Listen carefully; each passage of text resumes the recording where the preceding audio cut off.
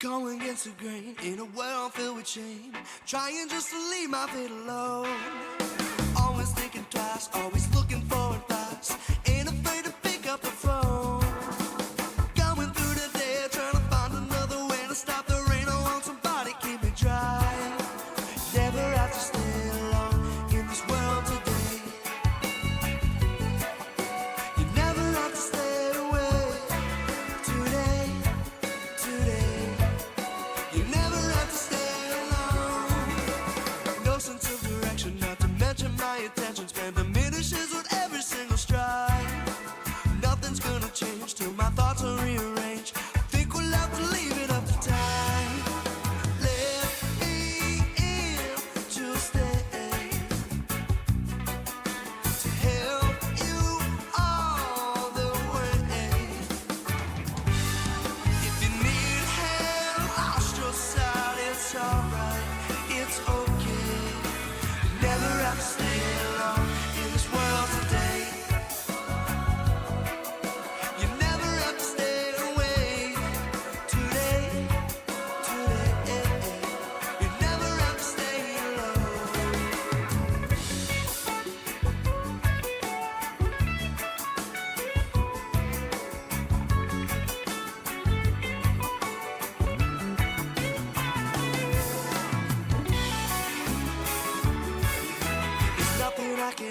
I can try, but I can't lie to save my life, but I can tell you it's alright. There's nowhere else to go.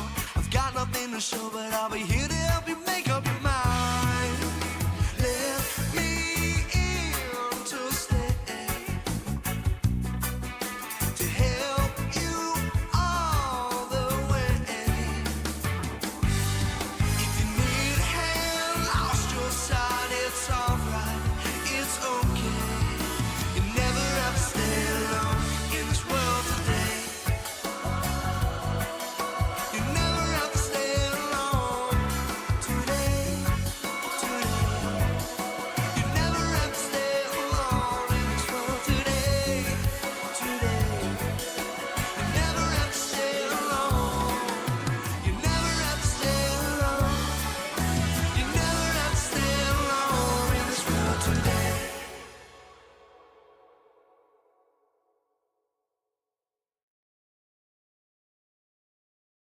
Burn the system down and start a fire.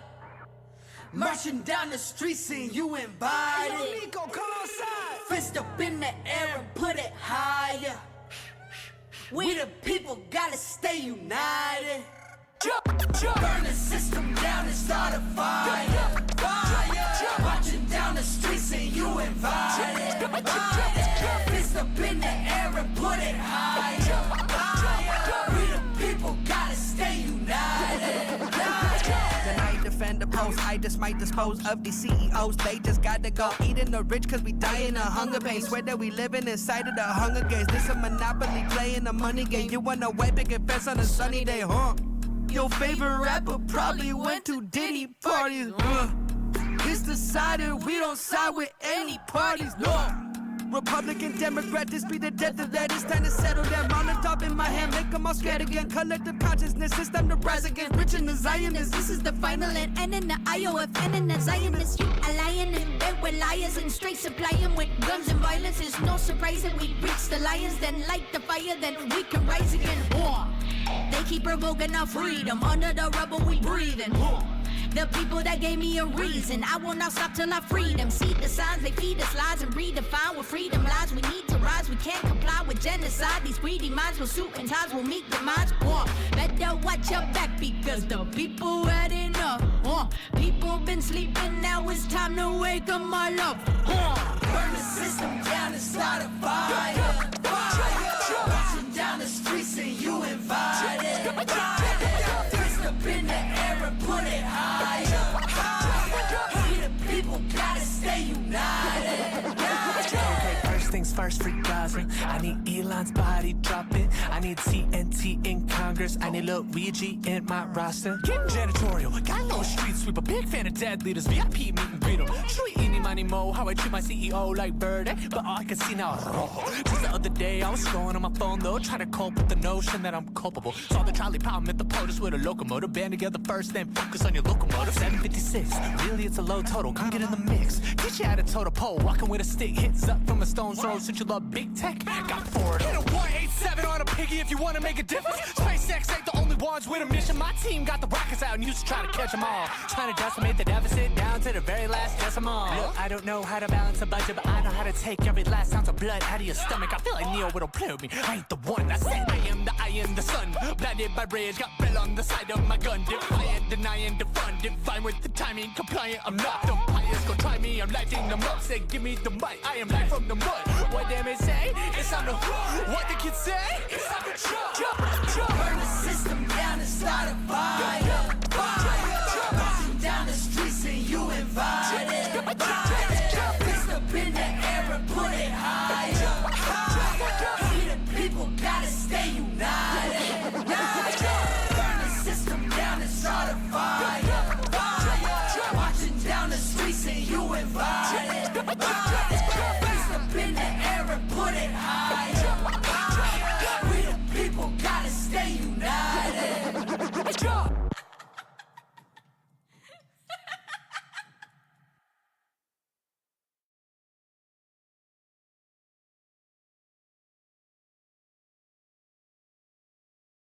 Oh yeah, I better unmute myself. So, hi, welcome in everybody. Let's get the stream started. Looks like my volume is working. Looks like my closed captioner is working. I had some technical difficulties getting started. I meant to be speaking by noon. That's why I started the first stream until it was already running a little bit late. I had 10 minutes, a little bit over 10 minutes of music planned, and I wanted to get all of the music in because it's good stuff. So, in fact, let's draw some attention to it. This is a new one from Neighborhood Kids. It is a bop, absolutely fantastic, as you all can tell. Excuse me. Part of the reason why I went ahead and just played all of the music, I intended to have lots of music, is because I was eating a sandwich before I started talking, and I didn't even have time to finish. I only ate half of the sandwich, but that's okay. I'll eat the rest of the sandwich some other time. There's some things that I want to watch on stream today anyway, so I'll find time to eat the rest. At least I'm not starving. That's the important part. But this is one of the bands, Dogs in a Pile. This is one of the bands that is going to be playing at Rhythms on the Rio, not this weekend, but the weekend after, where I'm going. And a quick reminder, I'm not going to be streaming next Thursday. I'll talk about that a little bit more in a minute. And this is another of the bands that will be there, Diggin' Dirt. They're really one of my favorite bands to listen to. I just love, it's really funky music that's great to dance to.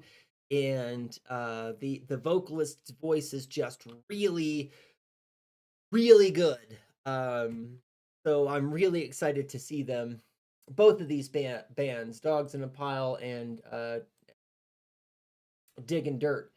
The issue with I was having trouble finding a good Dogs in a Pile song, because a lot of them, they're kind of a jam band, and so a lot of their songs are really quite long, 5.5, 7.5, 9.5 minutes long.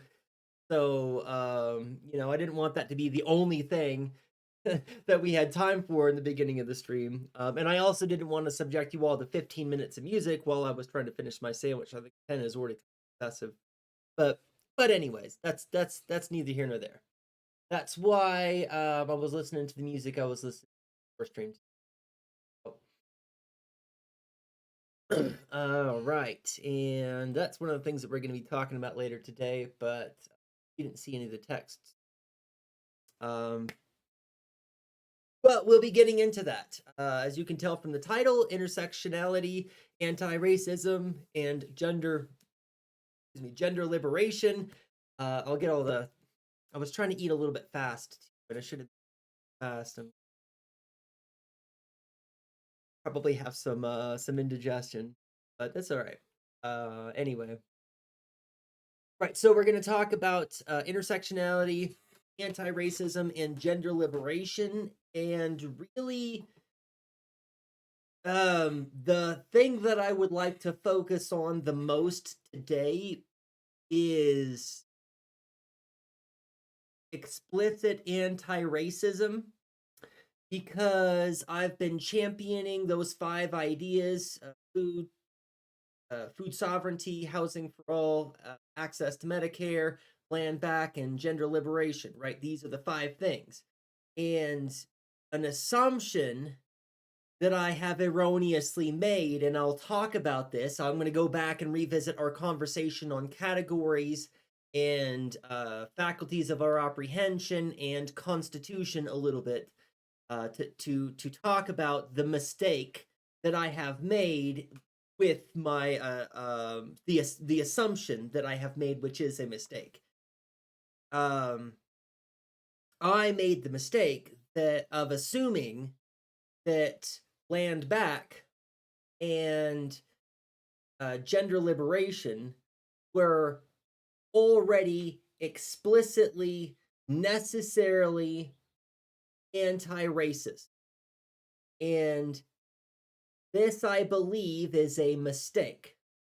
And we'll talk about that. That has to do with our conversations on categories. So part of the conversation today will involve collaboration, right? I have made a mistake with the 5 things that I think are the 5 fundamental things that we need. And part of the mistake that I have made is because of my privilege and my whiteness in the way that I have assumed some made some erroneous assumptions. Again, we'll talk about it in greater detail.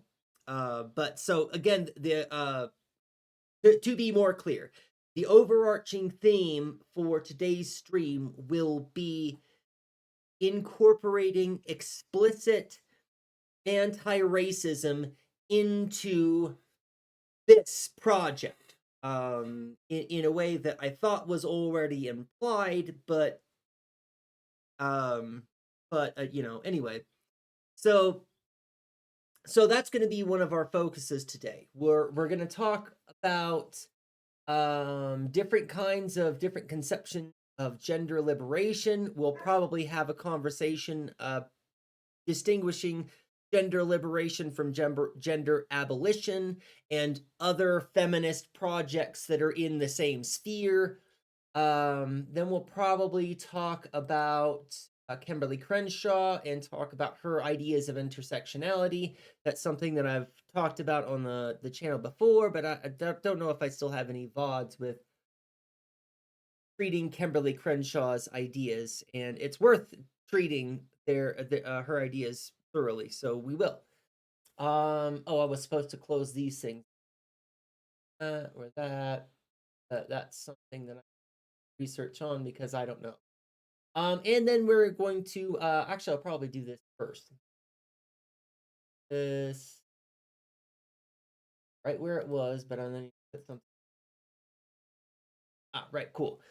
But before I get too far, I want to begin with some housekeeping, right? So today is the 22nd. I will be streaming again on Thursday, the 24th, and then Tuesday, the 29th. I will not be streaming Thursday, the 31st of this month, and that's because I'm going to be at Rhythms on the Rio.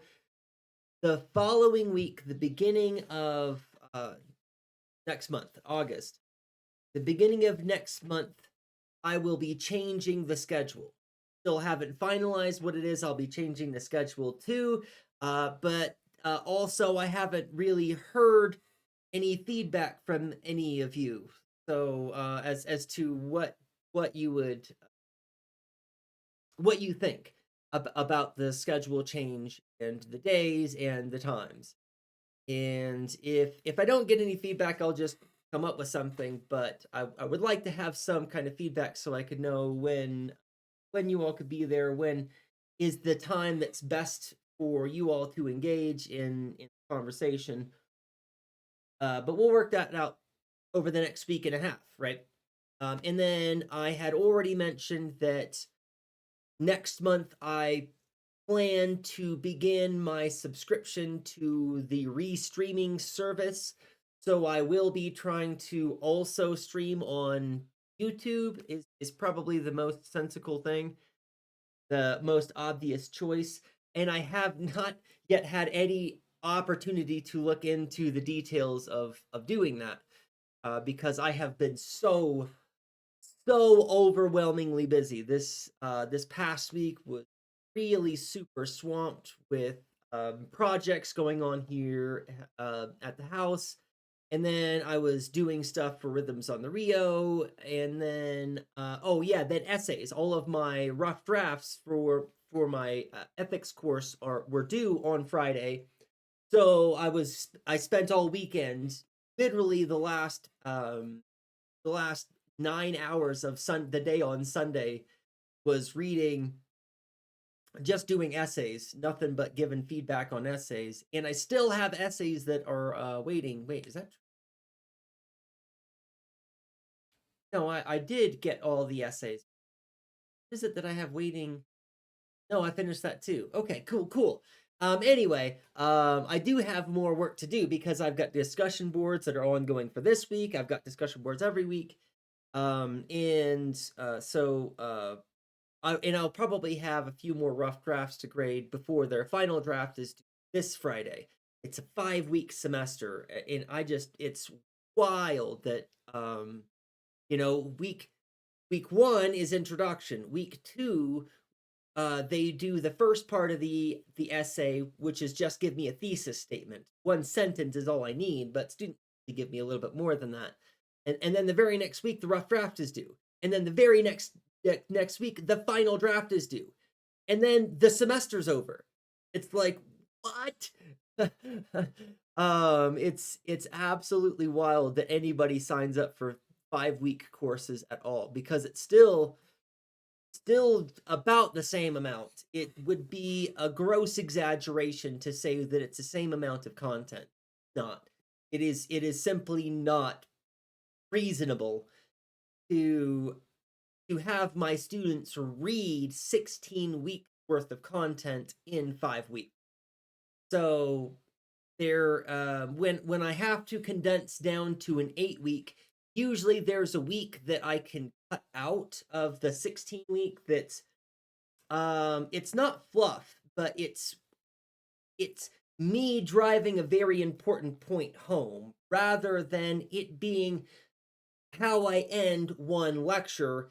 It's how I spend an entire class talking about the importance, it's primacy of moral norms. This is the moral relationship that you have to your moral community.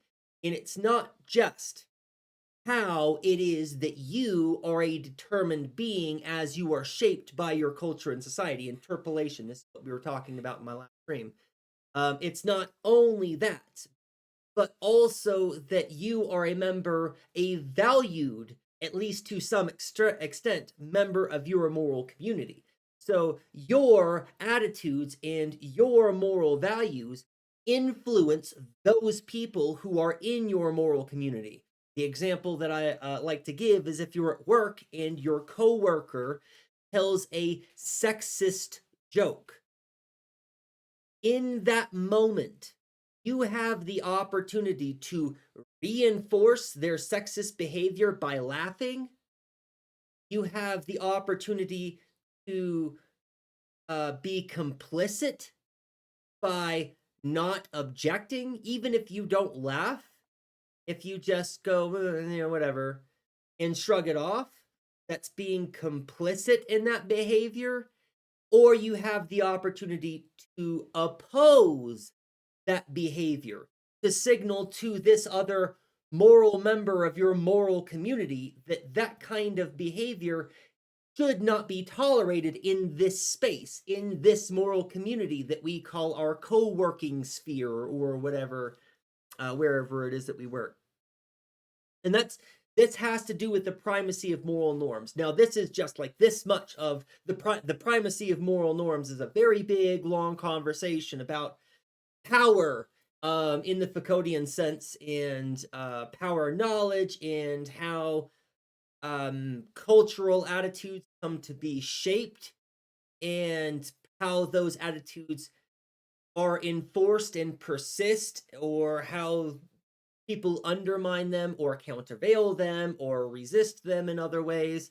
In understanding how those kinds of things shape us as moral agents, and our responsibility as one of those, we are a cog in the wheel in the greater wheel, and our contributions to society do drive the machine that is society, that is something that most of us that hang out in this space consider to be largely unjust.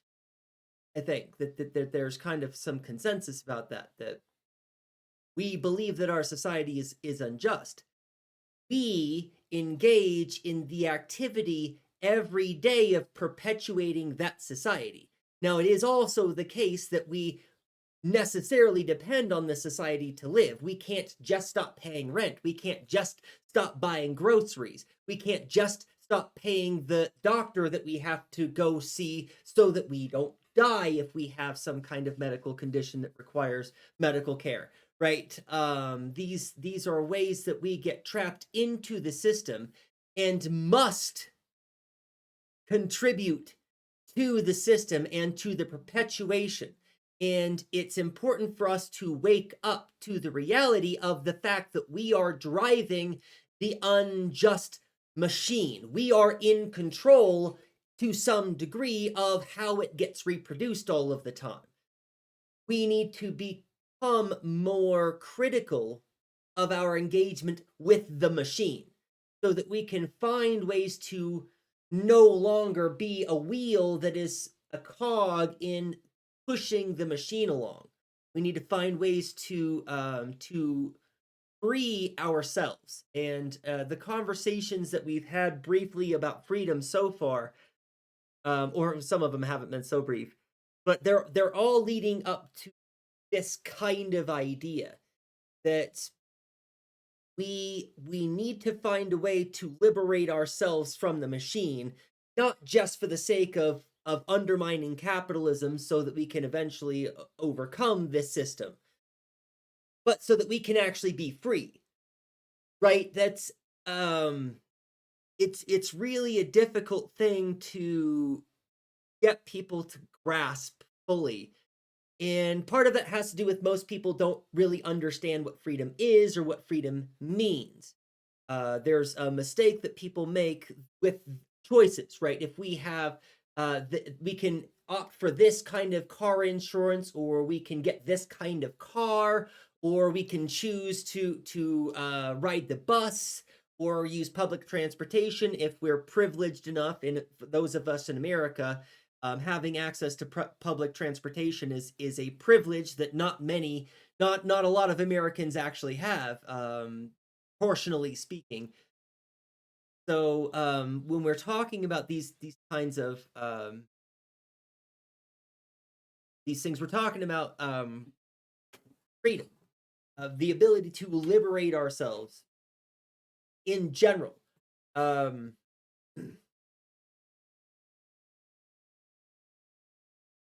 Rather than just having a myriad of choices.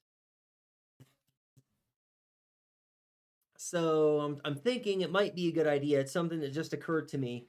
Might be a good idea for us to spend a little bit of time. Where do I want to write this? I want to put it away, but I was going to not use this thing as a list, but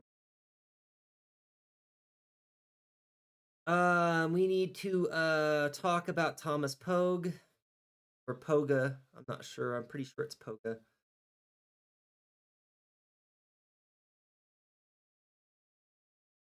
Democratic process. The paradox of democracy.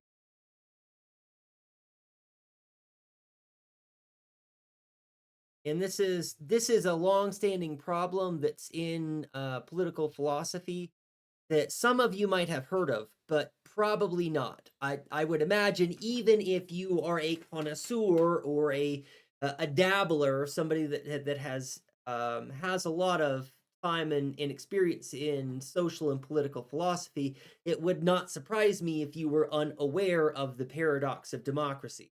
That in the treatment philosophically of understanding democracy, it is revealed that it is actually an incoherent idea that is almost necessarily impossible to accomplish. And if we could accomplish it, would it almost necessarily undermines itself in the way that we go about accomplishing it.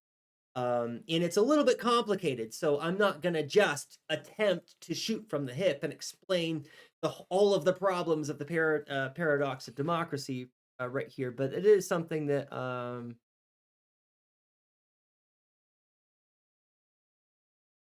that's all right. I'll know it writing the whole.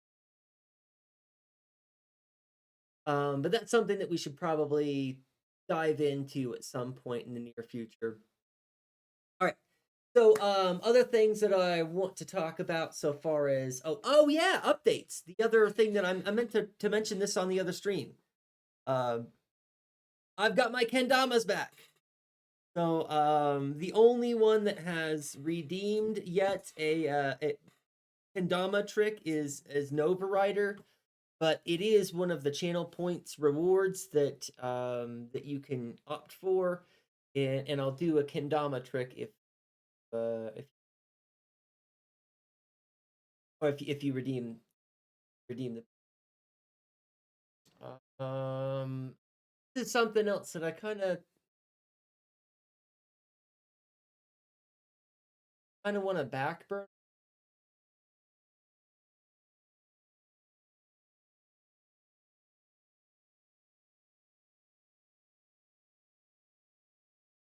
Yeah, I kind of want to backburner that idea for right now.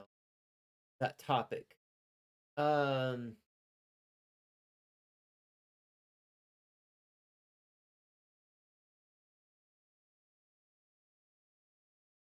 yeah, we'll jump into that later. Let's instead turn to the content. Start looking at. Oh, no. One more thing before the last thing, the last big important announcement before I move on with the content. So I had mentioned on last stream that I had some resources for indigenous law programs. Go with the full. And I was not able to find those resources. I used to have a link tree that had a whole bunch of different things on that link tree that was really helpful, but I don't remember where I got the link tree. I'll have to maybe I'll have to reach out to some of my older friends who really aren't on Twitch anymore. See if I can track it down. But I was able to track down some resources, and so this is what I would like to say. If this is something that you are interested in, um, pursuing Indigenous law, it's something that I would happily help you with. That I would, because it requires filling out lots of forms, and it's kind of helpful to have an idea of what people in these kinds of programs are looking for, so I can offer some advice. I can serve as literally an academic recommendation, which most of these programs are going to require. So if you don't already have an academic recommendation, I'm a professor at two different universities. That counts for more than nothing so far as that kind of thing goes. But I do have some basic resources that I can start to divvy out. And again, if you are interested in this kind of thing, reach out to me, and we will work together to pinpoint the right kinds of programs for your location physically in the world, your location where you would like to go to school, and or the specific kind of program, because indigenous law is more than just one kind of class. It's not one kind of program. There are many different kinds of programs that you can apply for, and those are going to vary from university to university, from country to country, or region to region. So, but this is the United States, a good starting place if you are in the U.S. and you are interested in pursuing indigenous law. This would be a good starting reference. I also have one for two, actually. In fact, this is yeah. Well, I'll give both anyway. This one is for First Nation, First Peoples law in. Oh, I thought that I had two for Canada, but I don't. But that's for Canada law for those in northern part of Turtle Island. This is a link for Indigenous studies, Indigenous law studies in Australia.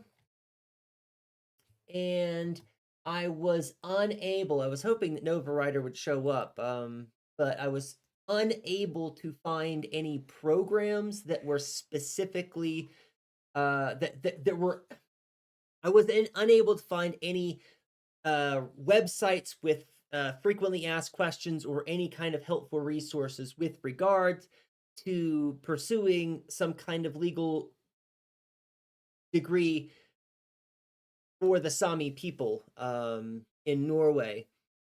but there are universities that offer programs and ways that you can apply for scholarships there.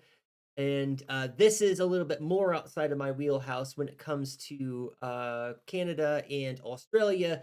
Their academic programs are kind of close. Um, close enough that I understand them and know things about them, and I know people in those academic circles that I could reach out to for if I had more questions. When it comes to um, this region in Norway, I'm not sure that the classes are gonna. I'm not sure of the academic atmosphere, right? Out beyond the UK, Europe is the education system is quite different, and for many other countries, the education systems are different. How they work and how you apply for the grants is an entirely different process, I would imagine. So I'm just admitting the limits of my knowledge in regard. But if anybody is interested in finding out more information about this, I will help you dig and find some more information about this. Well, not that I think that Nova Writer was interested in that anyways. They were in history degree, but whatever. It's something that came up and I wanted to talk about it, and I wanted to provide those resources. So you've got the links there provided there in chat. And I'll have those links saved in a file somewhere. So if anybody needs them in the future, whoever's watching the VOD, or because I'll probably bring this back up again later at a different time, I'll have them.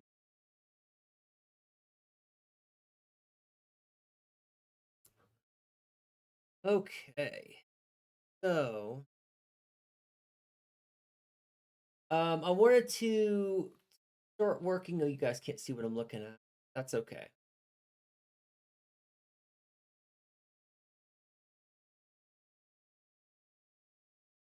Yeah, and we should probably leave that in full.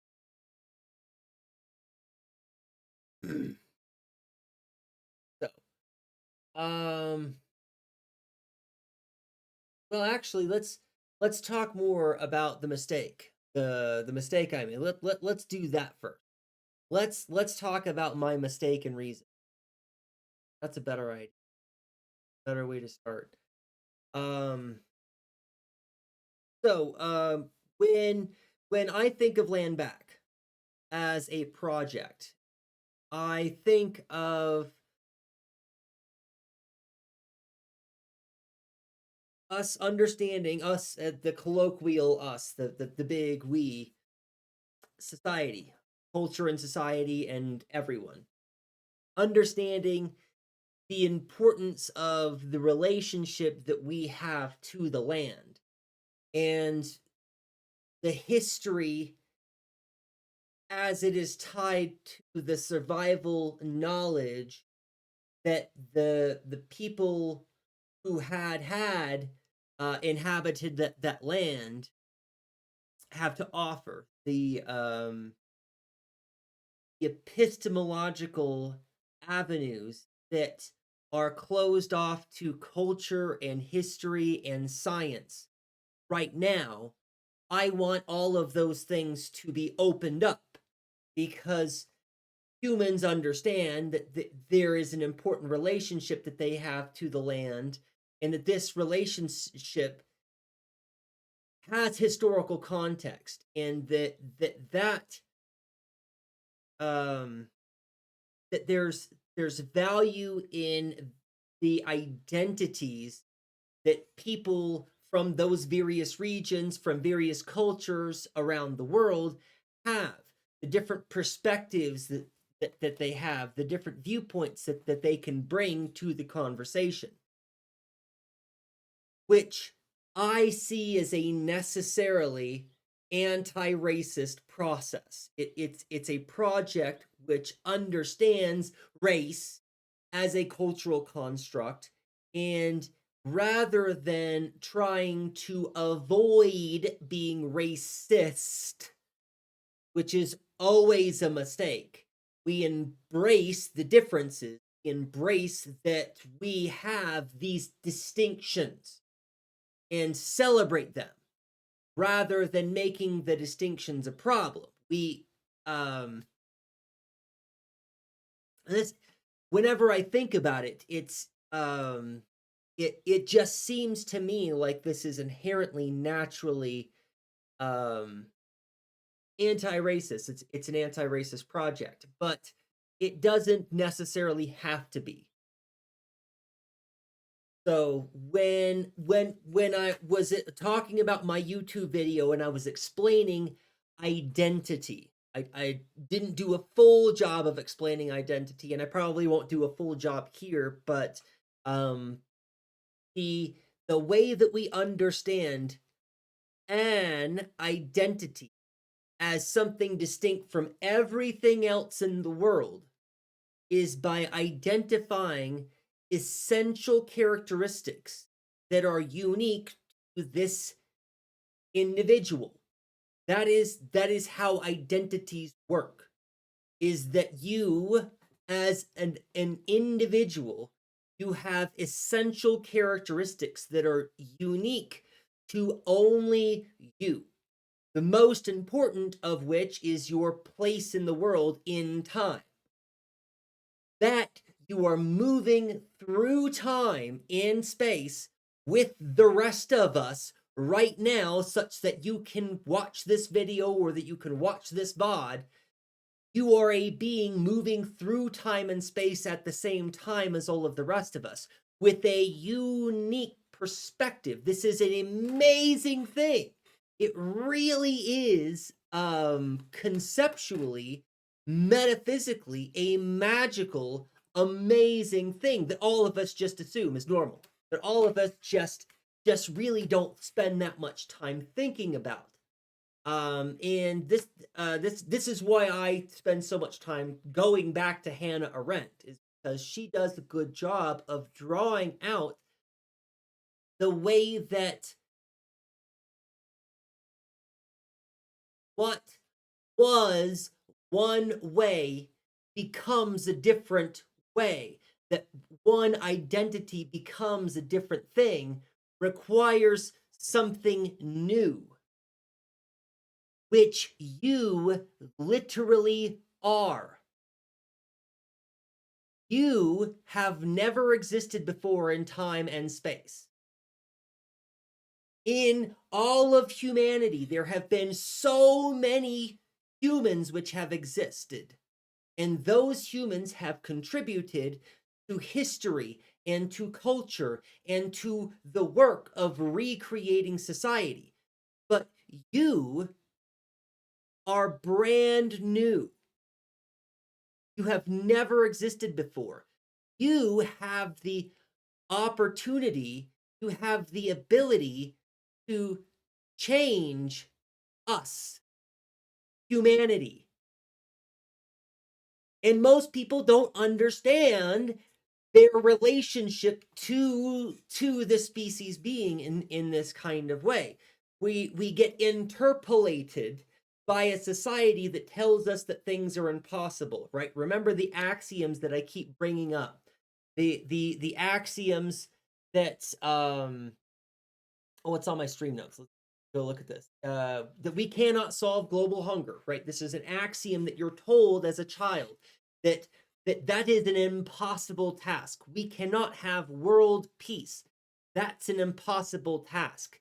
You understand these things as axiomatically true.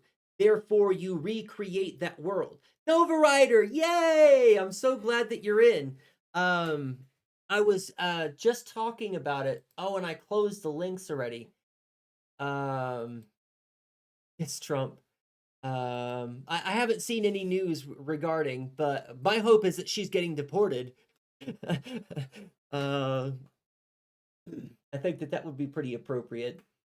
But Nova Rider, I was trying to find. I was talking about in a previous stream, Indigenous law degree scholarships, and I was trying to find one on for the Sami people, and it doesn't seem like there are any kind of scholarship programs for that kind of thing. There are legal programs. You can go to university and you can get a degree in Sami law, which is cool. But I mean, I assumed that would be the case. Sami laws is a real thing that um, but I wasn't able to find any information on scholarships. I didn't think that you would care because like you're already a history major, but I thought maybe if you were interested in maybe minoring in indigenous law, um but if that's something you're interested in let me know. And then I'll see if I can do some more digging and try to get some kind of research funds or some kind of scholarship funds for you if you're interested in that kind of.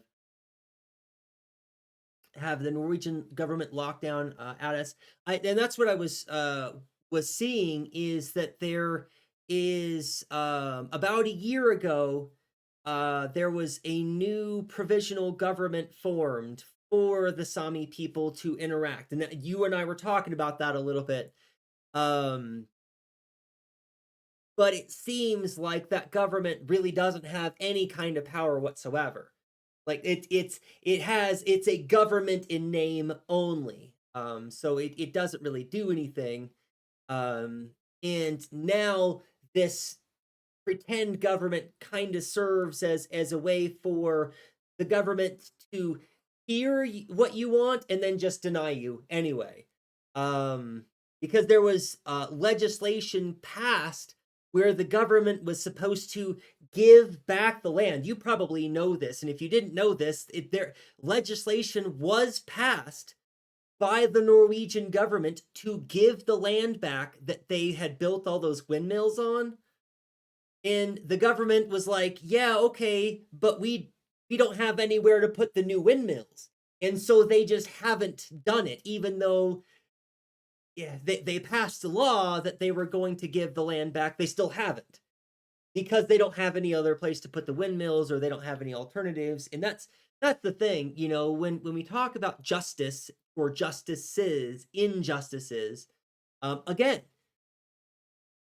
clearly you don't have any rights.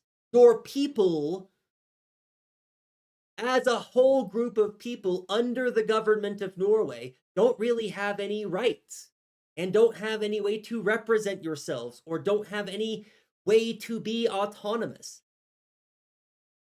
The idea of human rights in our world today is so wildly incoherent. We don't really have rights at all. Really. Well, I don't know about that. That might be kind of an exaggeration, override. But I don't know. You are the indigenous person experiencing the indigenous experience, and I'm not. So who am I to tell you? Who am I to tell you at all? Welcome in, Curse Chaos. It's great to see you. Not much actually. So I did introduction so far. I made the announcements that I'm not streaming on the 31st, and then I'm changing the schedule, and then I don't know when I'm changing the schedule to still. But you haven't missed much other than that. But the big thing, now that you're here, the big thing that I want to be the overarching theme for the stream today is drawing attention to my mistake. So if you remember the five pillars or the five rings, the things that I keep saying that we need to undermine capitalism so that we can win. Right, food sovereignty, housing for all, access to medical care, land back, and gender liberation. The mistake, and this is a very big, very glaring mistake that I have made in this construction, is that none of these things are explicitly anti-racist. So, not surprisingly, the white kid made some assumptions, made some categorical assumptions about these things, specifically the mistakes I started to explain this when Nova Writer came in, and I was talking to Nova Writer, is that I believed, in fact, like last week, I believed that a land back project was necessarily anti-racist. And now I'm rethinking that, and so I want to talk about that on stream today. Also, the project of gender liberation.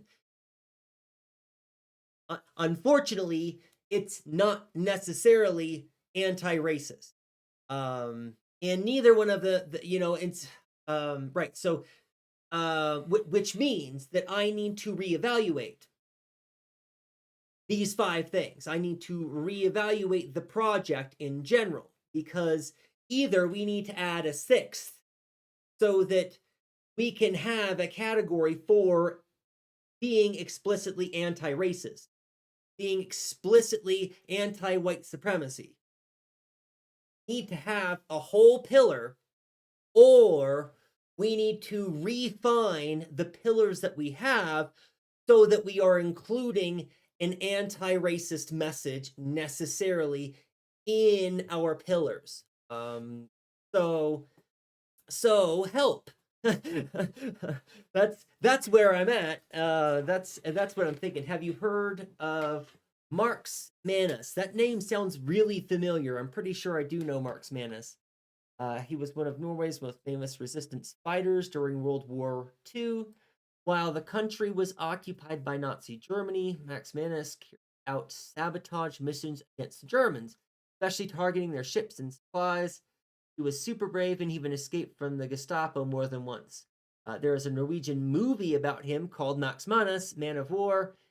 It shows that what he went through, kind of like our national hero when it comes to standing up to the Nazis. That's pretty awesome. I assume that the NA was you saying the word Nazis and you just ran out of room. But that's really very fascinating, Nova Writer. Is this something that you've just recently learned in your history class? Courses. I don't know if you're taking multiple history courses. Would imagine if you're a history major that you have more than one that you're taking at once. That's pretty awesome. Something I was gonna.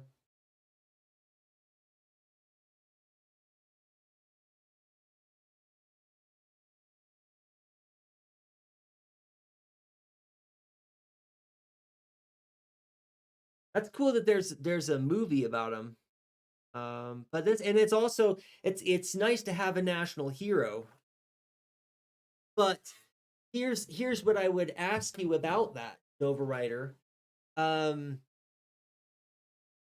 Is that national hero something that coheres with your identity as being part of the Sami people, or is it a nationalistic hero that's supporting a nationalism that undermines your identity? Because that's one of the things that I hear an awful lot. And so this is not me making assumptions, right? I'm just trying to amplify the voices of indigenous people that I've spoken to that have told me things. And they've told me things about their experience, such that when they see the American flag, for example, or when they think of national heroes that are celebrated in American culture, they see those as undermining their own cultural ways of life. Like Paul Bunyan is a good example. Well, maybe not quite a good example, because Paul Bunyan was a fictional character, but there was a push in America to invent cultural stories about cultural heritage in America, to just completely fabricated. And Paul Bunyan is one of these purely fabricated. It's American propaganda to propagandize children so that they don't have indigenous stories. And so the indigenous people actually have their own story about Paul Bunyan and their own character who has a battle with Paul Bunyan and even they're like there's I don't know the details of this, I can't remember the details of the story, but there are actual land masses that are attributed to the battle that they had back and forth. So you know, is that something that you understand the question, Nova Rider? Is that a national hero that you celebrate too, or is that a national hero that you don't? So, like, here's a good example: Saint Patrick. People assume that because I've got Celtic heritage, Irish and Scottish get assumed as they're the same all the time. So people think that I would be in favor of Saint Patrick and Saint Patrick's Day, but I'm not. Saint Patrick, the celebration for Saint Patrick is Saint Patrick getting the snakes out of Ireland. I am the snakes. The pagans were driven out of Ireland. And that's what St. Patrick's Day is a celebration about. It's a Christian celebration of the conquering of Ireland, so that there is now no longer any paganism on the island. So that's a hero that lots of people in America or lots of people in other places celebrate as a hero, that I don't celebrate as a hero, as the opposite of a hero. That's the villain. Saint Patrick was a villain in my stories to my people.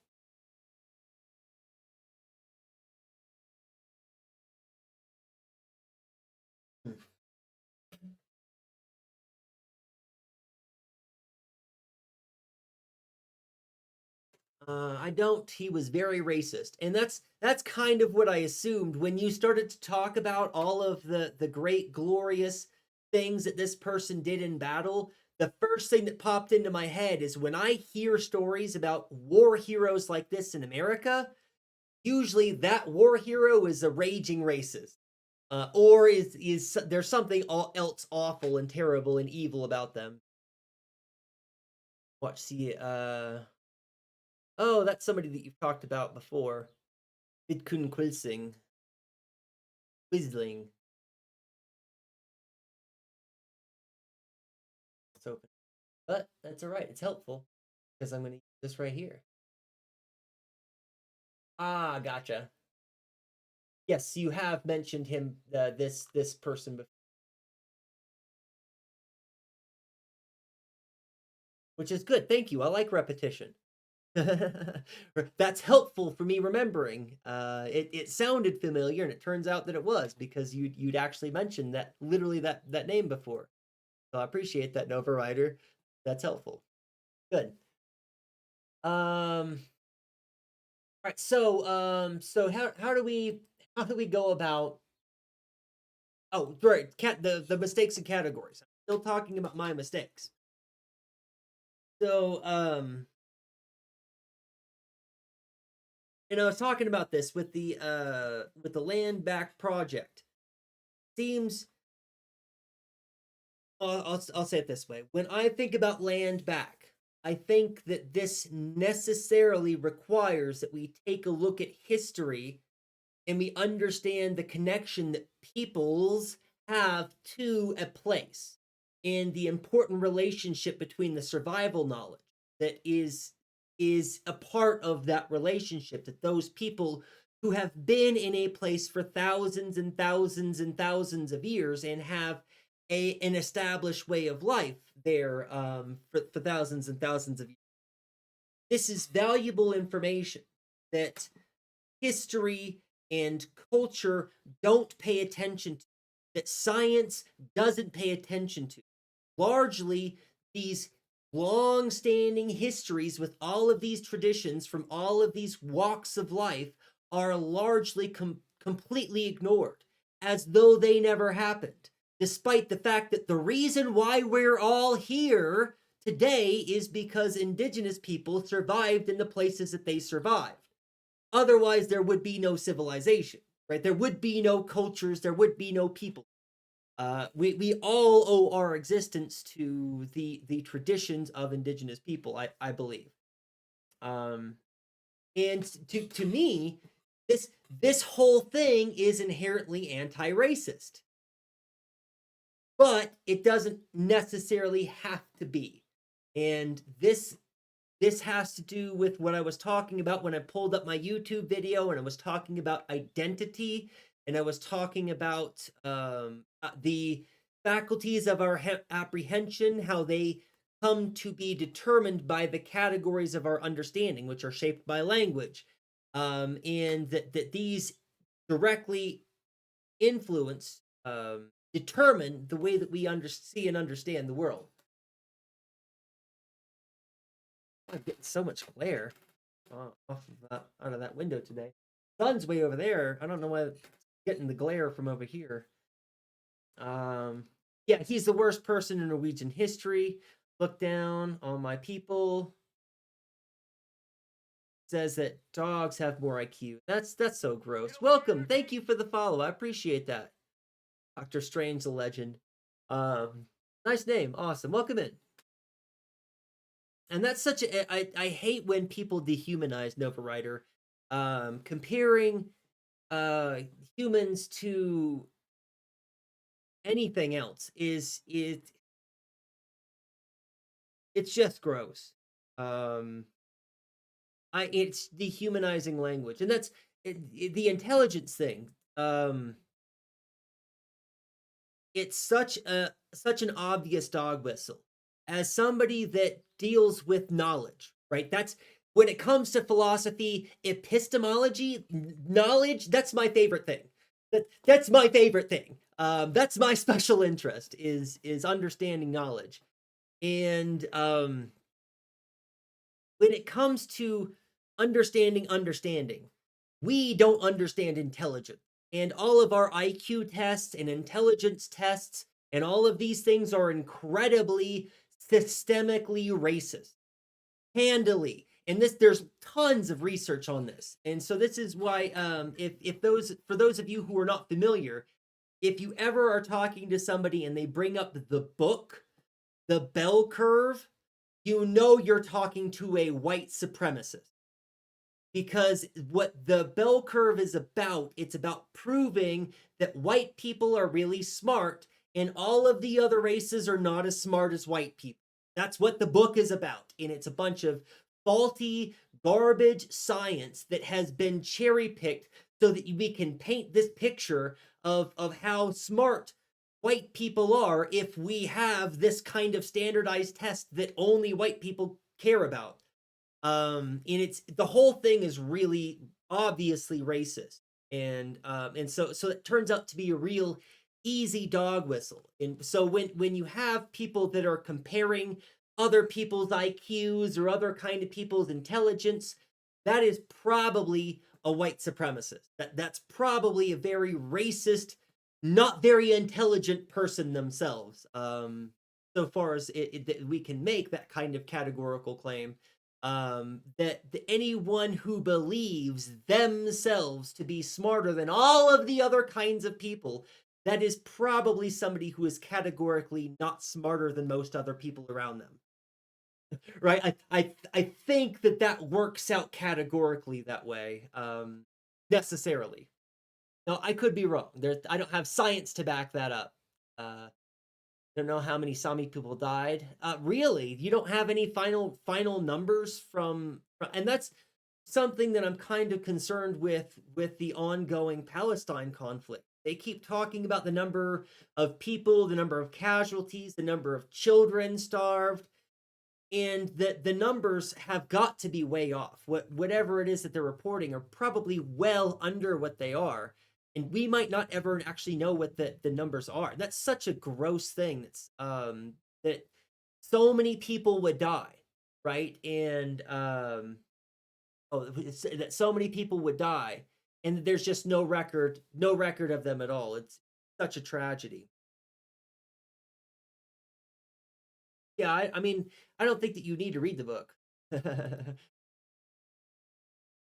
But yeah, what was I talking about?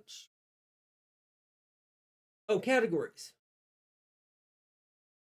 That I thought the project was necessarily anti-racist. Is that where we were? That's not where I was. That's not where I left off.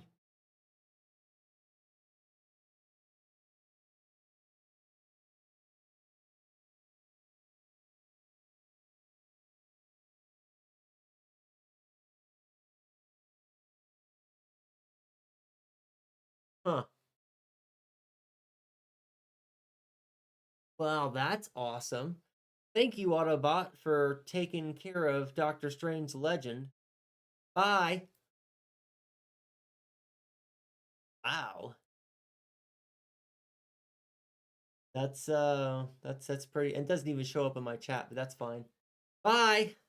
Have fun. I'm glad that you didn't get to say whatever terrible thing you were probably trying to say in my chat. Many of the books was burned before the military captured the. Yeah, and think about the loss of knowledge there. Oh yeah, never read the book. Yeah, don't read the Bell Curve. It's a terrible book. It's a terrible book that's just full of garbage science. Um, but and that's the thing. I'm not talking about it. Oh, and that's another thing that I wanted to talk about today. But I probably won't bring that up. Never mind. It'll come up again later, I imagine. Right. I don't want to platform the book. I don't want to platform the book. If somebody is talking about the bell curve, they're a racist. You don't have to take them seriously. You don't have to take their arguments seriously. You don't have to take their research seriously. They're just a racist. Tell them to shut up. A lot of the books and names of Sami send to the camps. I don't think I understand names. So you mean names lost? Is that what you're saying? Is that the names went to the camp and then didn't come back from the camp? Is that what you mean?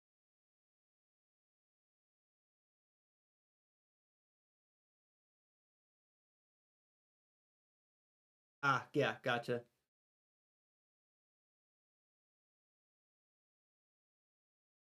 Oh, identity. That's where I was. I was talking about identity. So so the thing is essentially itself. It is essentially itself by its unique characteristics. When its unique characteristics change, it becomes something categorically different. An example is that you are mortal. This is categorically true of you. You are a human. If you're understanding the words that I'm saying right now, you're probably human. You're categorically human, which means that you're categorically mortal, right? That's a bigger category. All the things that are mortal, humans are in the bigger category of all the things that are mortal.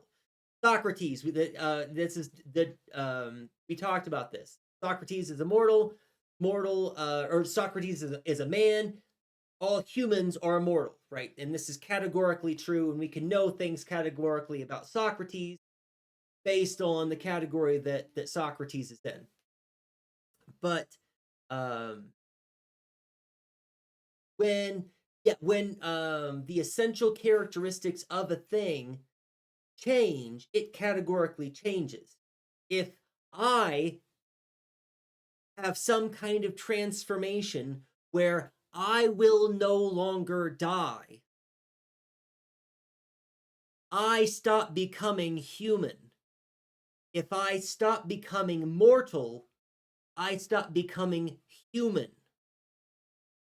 My identity has fundamentally changed in a very important way, right? I've become a vampire or a zombie or a cyborg or some other thing. I am categorically now something different. I still have a unique identity, but that unique identity has changed into something else. And the reason why I'm talking about this is in World War II, the Nazis have books. They write every name of Sami sent to the death camp. So that is what you meant, is that they burned the books, and so all of the names are also lost with along with the books that they burned. So without the books, you don't have record of how many people were there or who those people were. which does add to the tragedy. Absolutely. The reason why I'm talking about essential characteristics is because I thought that a land back project would necessarily be anti-racist. But here's something that you can do if you're working with these kinds of categories and you're not sure if your category holds up. What you can do is use a counterfactual. This is a logic. We're going to talk about logic a little bit. Not too much. We're not getting too deep, but you can use a counterfactual. An example that I use is that if you're going to feed a classroom of people, pizza is a good choice, right? Good in quotation marks. And it's a good choice because most people like pizza. Not everybody likes pizza, right? And there are counterfactuals that you can use to help you understand whether or not you should order pizza for your class, right? If you have people that are lactose intolerant, if you have people that have wheat or gluten allergies, if you have people who are vegetarian, right? These are ways that these are categories of individuals, groups of people for whom pizza is not good, right? It's not a good choice for those categories of people. But if your classroom contains none of those categories, pizza is a good choice. Get some cheese and pepperoni pizzas. You're fine, right? That's going to be something that pleases most people. If you're having a party at your house and you need to feed that party of people and you're not sure what to order, that's how you whittle down the thing that's appropriate for you to order for the group of people that will be showing up at your house. You think about the categories of people, whether they're vegetarians or they have milk allergies or gluten allergies, and you decide based on those, the groups of people categorically eliminate for you what the right choice is.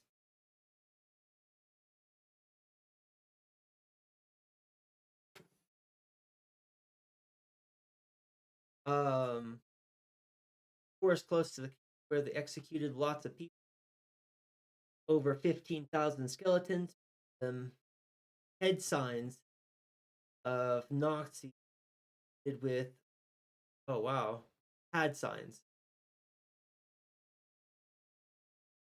Yeah, 15,000 skeletons, but there could have been a lot more. And when you incinerate remains, sometimes skeletal remains don't remain. Sometimes depends on the process. I'm not an expert on cremation, but I know that that's a thing. Oh right, going back to the identities. Oh right, so when we think about land back projects, they can you can reclassify, right? Because the categories are ours. And this is part of the conclusion that I meant to argue on Thursday's stream that I don't think I got to drive home. The categories are ours. The category, we own them. We have complete control over them. We decide whether Pluto is or is not a planet. And because we have power over the categories and how we can shift the terms that fit into the categories, it is entirely possible to consider the Zionist Israeli project, the ongoing genocide, that can be classified as a land back project. It would be gross to do so, and I'm not attempting to do so. I think that it's a heinous misuse of land back and a misunderstanding of what land back is to make that kind of argument. However, it is an argument that could rationally be made. And this rationally rationally be made. I'm probably going to be drawing some attention to what is rational and what's not rational throughout the stream. I think that's going to be a focus. Yeah, so we don't know how many people camp at all. Without the records, without the books, without having the names, there's just no way to know. Nova Writer. Did you say whether or not that the tidbit of information when you're talking about Max Annis, is that something that you're learning about in one of your classes? And are you taking multiple history classes, or is it are you just taking one right now? I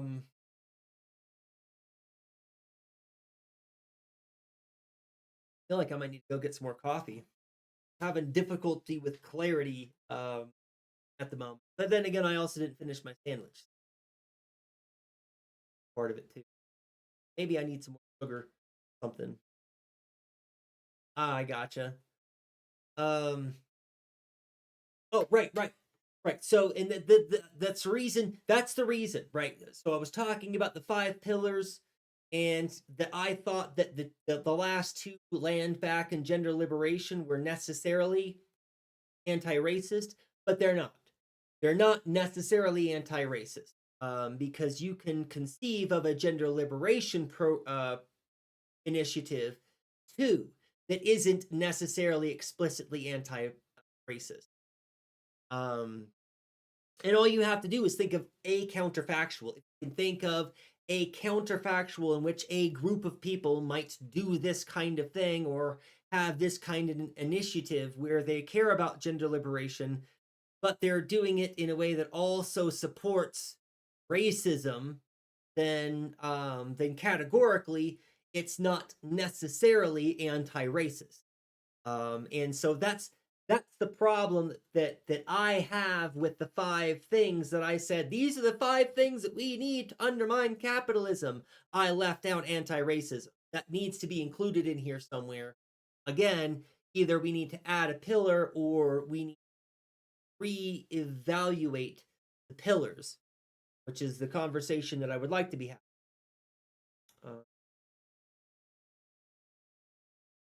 Yeah, I mean, completely agree, and that's when I use the land back emote, Nova Writer, it's for your land too, right? And that's the something that often gets missed when we're having the conversation about land back, is that it is an international project. We are talking about the liberation of indigenous peoples and all the land, all the land, all of it. No more borders, right? And that's what we want, is we want to liberate the land and do away with borders. Because right now, and it's all correlated. Borders are the part of the reason why none of us actually have rights. I was ranting about this, I think it was 2 streams ago now, so probably last Tuesday, where somebody, I think it was you, Nova Writer, you asked, no, it was somebody else that asked me about how I felt about maybe it was Pakistan, the border issue with what was going on there, and I was like, all borders are garbage. We need to do away with all of the borders, all of them, because borders and nationality, those are the things which are preventing us from being able to actually have human rights and human dignity. Nationality is interfering with our ability to have human rights. We have no rights. People in our culture and society today don't have rights. None of us do. And it's because we look to the states, because we look to our governments to arbitrate on our behalf our civil liberties, but they don't care about whether or not we are free. They only care that we show up to do the labor. That's the only thing that governments care about. So they give you legal recourse, right? They give you the option to hire a lawyer and take your case into court before a judge, which most people don't have the privilege of being able to hire a lawyer or taking their grievances before a court, right? Which means that you don't have rights. If you can't afford your lawyer so that you can have the rights that have been violated, have some kind of recourse for that, if you don't have mechanisms for that, you don't have rights. If you don't have rights, nobody has rights. And it's really important. It's really, there was a conversation that I'm having conversation in somebody else's Discord, another streamer's Discord with somebody else. And there's what people often don't realize where it is that rights come from or how they come to be informed. And why I'm having this conversation is because it really is important. We don't have rights. Actually, is it morally wrong to destroy a people's culture or their physical existence? Is it more morally wrong? Both forms of genocide are equally evil. If the people, the physical people persist, but none of their cultural values do, then none of that identity persists. It's the same. It's the same, actually. I see no meaningful moral difference between. And that's. So I actually wasn't quite prepared to open up this can of worms, Nova Writer, but so one of the things that I was looking at with the conversation today, so I would like to come back to the top, and we're going to have a more thorough discussion about this in general. This is Towards Gender Liberation. This is the author. It's a resource that I had sent to somebody in Discord, and it's pretty helpful. It's much more thorough than I thought that it was, actually, when I first, because I went through and read it more thoroughly this weekend, and it has a lot more information than I remember it having. A lot of really good, dense information. But so there's an issue with the idea of gender liberation butting up against cultural value. So, Nova Writer, are there gendered differences in Sami culture between male roles and female roles? Ozzy Osbourne fan, welcome in. Thank you for the follow. Is there a cultural difference between male roles and female roles, and is that cultural difference important? And the reason why I'm asking the question is because for many other indigenous cultures that I can think of off the top of my head, the answer is yes.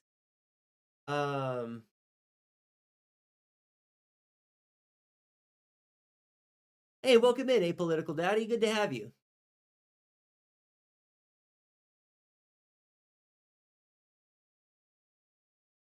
Sorry for what? Sorry that they're an Ozzy Osbourne fan.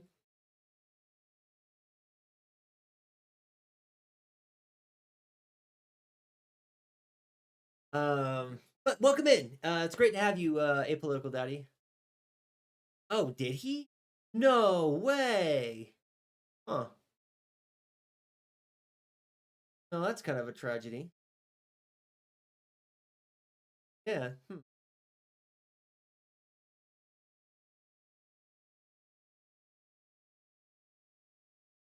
Take a moment. Curse Chaos, when you came in, I didn't ask you how you were doing. You're still hanging out. How are you? Apolitical Daddy, welcome in. How are you doing? It's good to see you. Hope you're doing well. All right. What was I talking about? Categories. Still talking about categories and identity and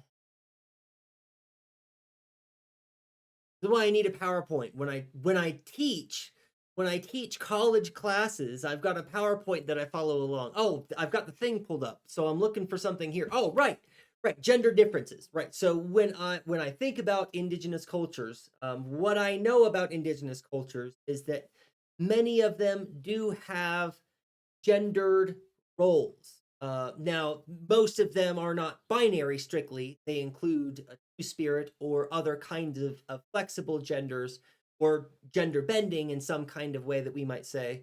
So that they didn't believe in a strict binary, but there were binaries, right? That there are these cultural understandings. So when we're talking about the five pillars, and one of these pillars is gender liberation. When we're talking about gender liberation, this article is going to point to a lot of systemic inequalities which are produced and reproduced by these cultural differences that are gendered cultural differences.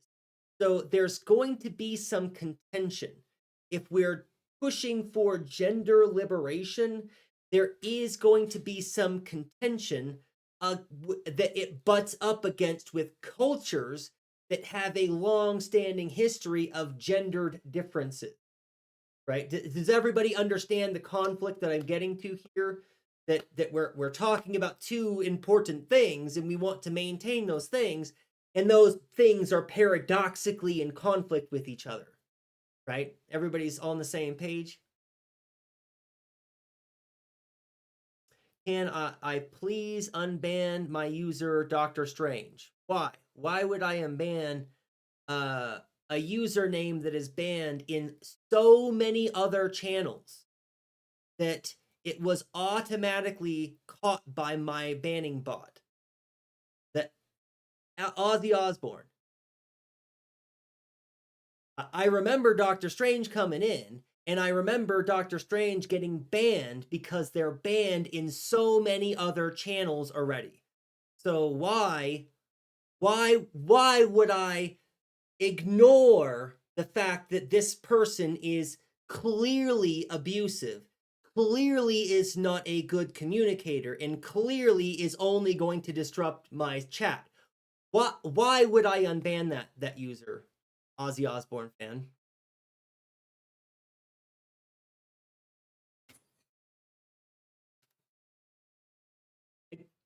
It doesn't matter. It doesn't matter. No, I'm not going to unban. They can send me an unban request. I'll review the unban request sometime when I'm not in the middle of streaming, and then they can come back. Thanks, Moskatux. It's so good to see you, Mosk. It's been a while. I hope you're doing well. Welcome in, Moskatux. But thank you. I think it was also a good call. Good. I'm glad you're doing well, Curse Chaos. Wait, yes, I did ask you, or yes, you're doing well. Is this still happening even though rights were denied? Language rights, Sami children were forced to speak Norwegian in school. That's the same kind of erasure that happened at the residential schools. Oh, in fact, let me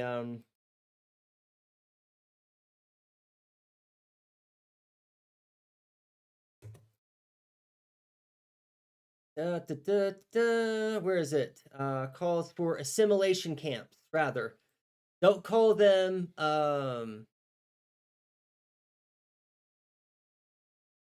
right, don't call them residential schools, call them assimilation camps. Oh, yes, to show I'm following. Gotcha. Thank you, Curse Chaos. I appreciate that. Yeah, it has been a long time, Musk. I hope you're doing well. Welcome in. Good to see you. And I'm a conservative. Most Twitch lefties like me banned for no reason on politics section. Maybe that's why you see that I'm not a rude or racist person. I'm a conservative. Most Twitch leftists like me. Or banned for no reason. Which is it? Anyways, doesn't matter. And I was talking about this. Norwegianization, right? Talking about the Norwegian forced Sami children forced to speak Norwegian in schools. Cultural rights, traditional Sami region, clothing and customs were seen as primitive, shameful, and suppressed. Yeah, I watched a video. Was it yesterday or this morning? Recently, I watched a video that was talking about how it more than just it was shamed. It was right. It was a point of ridicule. Wearing Sami garb would make you the center of ridicule just for being out in public. For these kinds of reasons, that it was like there was lots of real heavy social hazing. Land rights, Sami were denied rights to access land and waters, which were seized and exploited without consent. That's where the windmills are built. Political rights, Sami had little to no voice in government, and still, again, they have a prop up provisional government, but it doesn't have really any power for them to do anything. Yeah, for sure. Good. Now I'm caught up. Good. Right. Categories. Oh, the cultural butt up against. The cultural butt up against. I was hoping that there was going to be some more conversation that people wanted to have about the cultural butt up against. Okay, so again, just to bring everybody up to speed, Mosk, this is something that well, I would like everybody's input on. I talked about keep talking about those 5 pillars, right? But with those 5 pillars, there's not an expression that is anti-racist. How do I include anti-racism in there? Add another pillar. Like we need to have 6 pillars, I guess. For dismantling white supremacy or being anti-racist. Because all of these things are necessary and they're all interrelated. We need land back so that we can feed, right? The reason why capitalism thrives is because people are exploitable. People are exploitable because they're oppressed in gendered ways, but they're also oppressed in that they can't just go out and get food. They're deprived of their right to food. They're deprived of their right to housing. They're deprived of their right to access to medical care. That's what capitalism does. So for us to combat capitalism, we need to feed people. We need to house people. And for us to be able to feed and house people, we need land. We have to have space in order for that to be accomplished, right? So these things are all the same problem. And the issue is that we can't be working on any one of these problems. We have to be working on all of the problems all at once, right? Yeah, absolutely, exactly like cattle.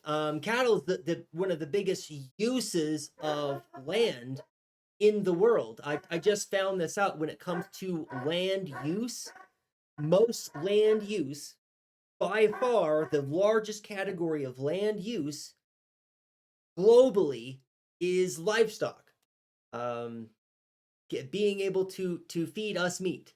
That's the largest use of land space on the planet. Well, and now that I'm thinking about this, it might not actually be true. And I saw it in a quick documentary, and I don't know how well they've justified that claim, but it's a claim that I find very convincing. I bet it's a lot of land, even if it's not the most used, but it probably is actually.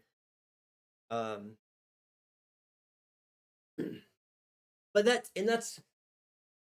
that brings up another issue. When it comes to being able to feed everybody and feed a population, part of the problem is the way that we think of food and what we consider to be food, and the amount of meat that is considered to be necessary in an average diet. And because it's not. Meat is not necessary in an average diet. I'm a little bit particular because I've got some weird allergies, so I can't eat nuts and I can't eat lots of fruit. I can't eat raw vegetables.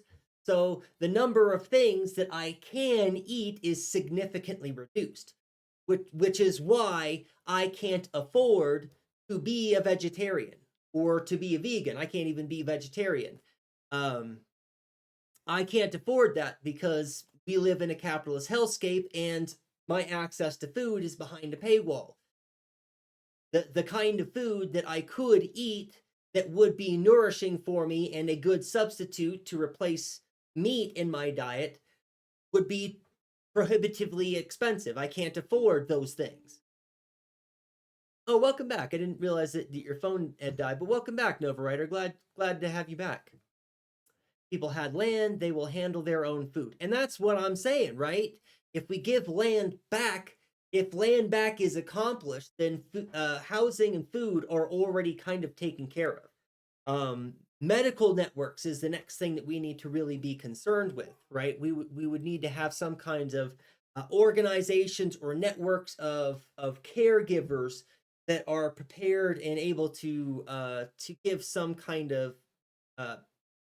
to give people the necessary medical aid that they need. And this might be something that we get to actualize if we are prepared and organized and seize the opportunity. And I don't know how to do this, but I hope that there are people here that can help get other people involved and spread the message and get the idea going around. Because we are about to have thousands, tens of thousands probably, if not hundreds of thousands of hospitals closed all across the United States because of the Big Beautiful Bill. When the initiatives from the Big Beautiful Bill start to go through in 6 or 12 months from now, hospitals are going to be closing their doors. And this is tragic. It's terrible. Hospitals that I depend on, like because the nearest closest hospital is 39 minutes. The next closest hospital is 50, I think it's 58 or 59 minutes, and then the next closest one is over an hour. Both of those hospitals will probably close in the next few years. They're really rural areas. They're really working on tight budgets already. Both of those hospitals that are the two closest hospitals for me will probably be closed in the next few years. And I am not the only person that is facing this kind of reality. Hundreds of thousands of Americans right now are looking at this reality that they're not going to have any medical care, any medical facilities anywhere within drivable distance. That's going to be a reality for us. So what do? Right? We need to start building care networks now so that when this happens, we can take advantage of those facilities and take advantage of all of those unemployed medical staff who have the expertise and nothing to do now. How do we radicalize the medical industry into class consciousness? Because that's what we need. Right now, we need a class consciousness of hospital staff to just start showing up and to figure out how to keep the lights on. Despite the fact that the CEOs and all of the rich business people have abandoned the hospital because it's no longer profitable. We need to figure out a solution for that. We, the people, not some fucking government. We, the people, need a solution for this. Norwegian is not giving land back. No, and I was talking about that, Nova Writer. I was talking about that I think it was 2 years ago now, that there was a lawsuit that the Sami people had passed because of the windmills on their land that is interfering with their ability to feed the reindeer in the winter. Right, it's directly interfering with reindeering as a way of life. And the government 2 years ago, as a result of the lawsuit, ceded. They agreed that they should give the land back, and they just haven't. Right? That it happened 2 years ago. If I'm not correct me if I'm wrong, but there was some kind of legislation where Norway was supposed to get rid of the windmills on the Sami land that they had built the windmills, and they just aren't doing it. They're just not obeying their own laws, right? And this is the insanity. This is no, I shouldn't use that word. That's ableist. I'm sorry.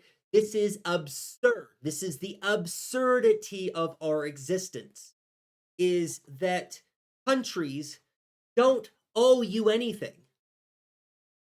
Just because you are the people of the country, they don't owe you anything. You don't actually have rights. And that's the problem. All of your human rights that you think that you have are all pretend. They're all just pretend. They're all part of legal structures. You don't have any real human rights.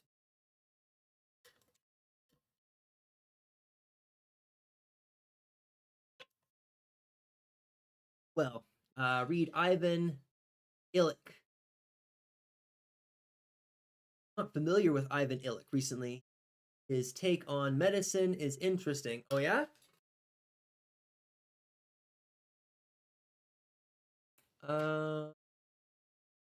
Yeah, that's a name I don't know. You have the right to remain silent and stop complaining about the fact that you don't have any rights. That's the right that you have. And it's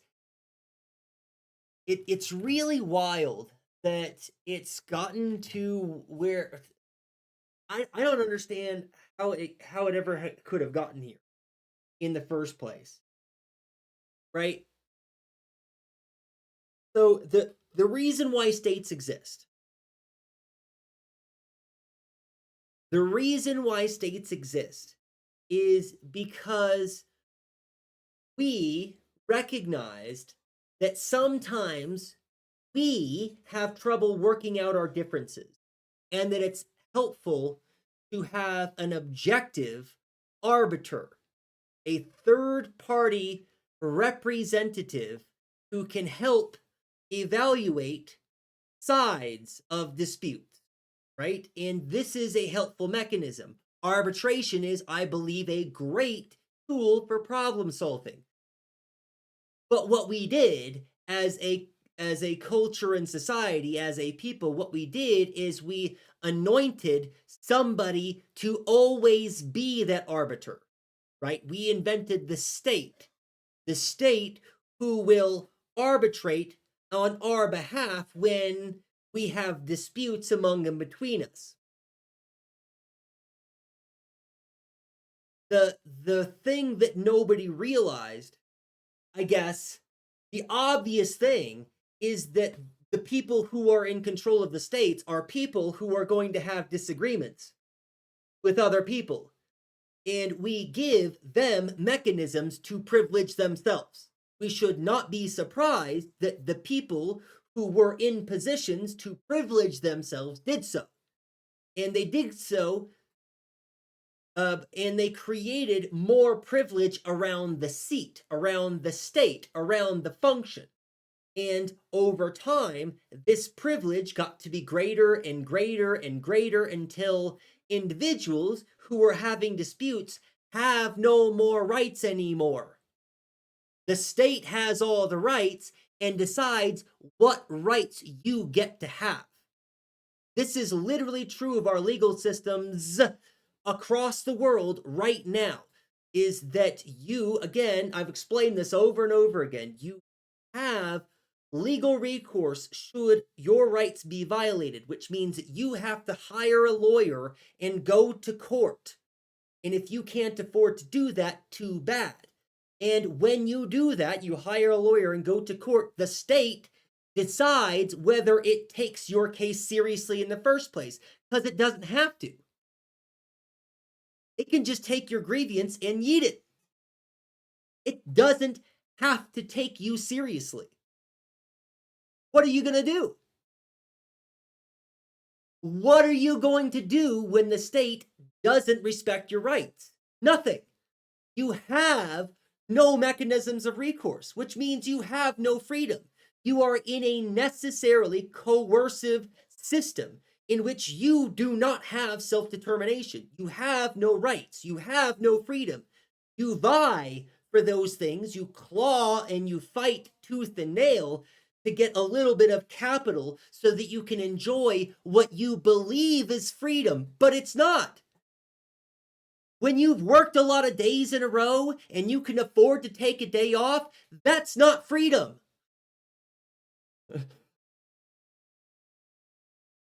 Right? And this is obviously the case. And everybody is just going around pretending like we have rights, believing that because we get choices about how we are exploited, that we have freedom. Nobody in our societies has any freedom, any. Because none of us have any ability to self-direct. We don't have autonomy to just choose what we do with our time and energy and effort. We have to work for others. We have to give our labor to some capitalist or to the state, right? Your options are to work for capitalism or to join the military or be in prison. That's it. Pick a category. That is not freedom. Obviously.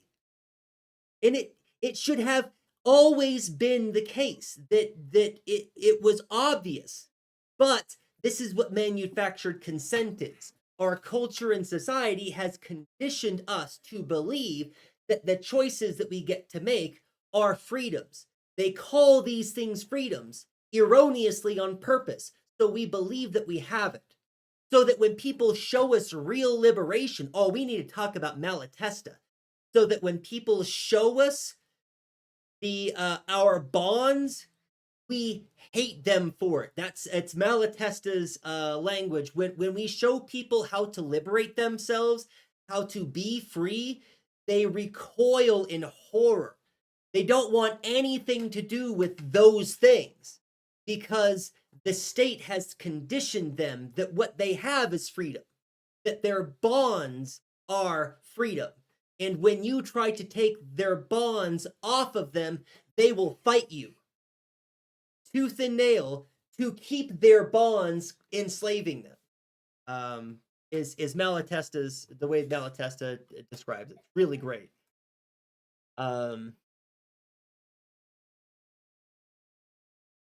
US is weirder and weirder.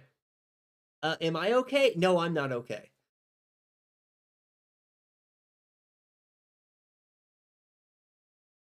Do you have any idea where the US is going? Well, it's towards fascism. This is why you get people like Luigi. This is the social contract is broken down. It should not be a surprise at all that we have people like Luigi, because the social contract, as we understand it, has completely broken down. And it's time that people started to realize that the reality of this, that in fact, for decades, none of us have had anything even remotely close to rights. The social contract broke down probably 150 years ago, in my estimation. And people are just now starting to figure it out. And we need more people to figure it out. We need more people to understand that the things, the institutions that kept us all civil before were not good for us in the first place, and that they're all an illusion, and they're an illusion that not everybody cares about. And that's the reality of the 1%, right? They create all of these rules. We have these rules of morality and these rules of engagement. And if you've worked in food service as a server, you tip your server well, right? This is culture that we know, and we identify this, and we think that this is good. No, that is your bondage. when you are excited because you have worked in food service and you know how horrible it is and you identify with the, no, this is bad. Stop identifying with that person and trying to make their life meagerly better by a few pennies, and realize that you both need to liberate yourselves from the system that's oppressing you. That's the takeaway. That you understand that you have solidarity, not that you tip each other well. That's perpetuating the garbage system, right? But we don't understand it that way. The 1% has us programmed to think that we are good, moral, upstanding people because we tip other people well. And that doesn't have any real bearing on people's material conditions. Again, you're giving a few pennies in somebody's pennies extra in somebody's pocket, but materially, what does that do for them for the year? How is their life actually materially better because you tip them a few pennies more? Right? But they don't live by those rules. Those people invent these rules that we think are good and are moral and are how society works, right? This is an important thing. It's important function. I hold the door for people. I let people in and into traffic. And the people up here don't care about our morality, the things that all of the rules that they've cooked up for all of us to follow, all of these rules and regulations and categories, they don't care about them. They don't follow them. They don't care about your human rights or your dignity or your freedom or anything about you at all. We have to do that. If you want to have rights and freedom, that needs to come from us. We need to, on a flat level structure, together with each other, work together to build a world in which rights are meaningful, which requires everybody has them without exclusion. You're like 2 sentences away from making me a nihilist. Oh, that's funny. Apolitical Daddy, I've got something for you that I want to talk about a little bit later today. That might be the thing that we go into next. Actually, the more you talk, the more USA looks like a prison to me. It is. Well, and that's Human Zoo. There's a book. It's actually called The Human Zoo, and I highly recommend it if you haven't read it. I don't remember the name of the author, but it's about the way that we are just a people farm.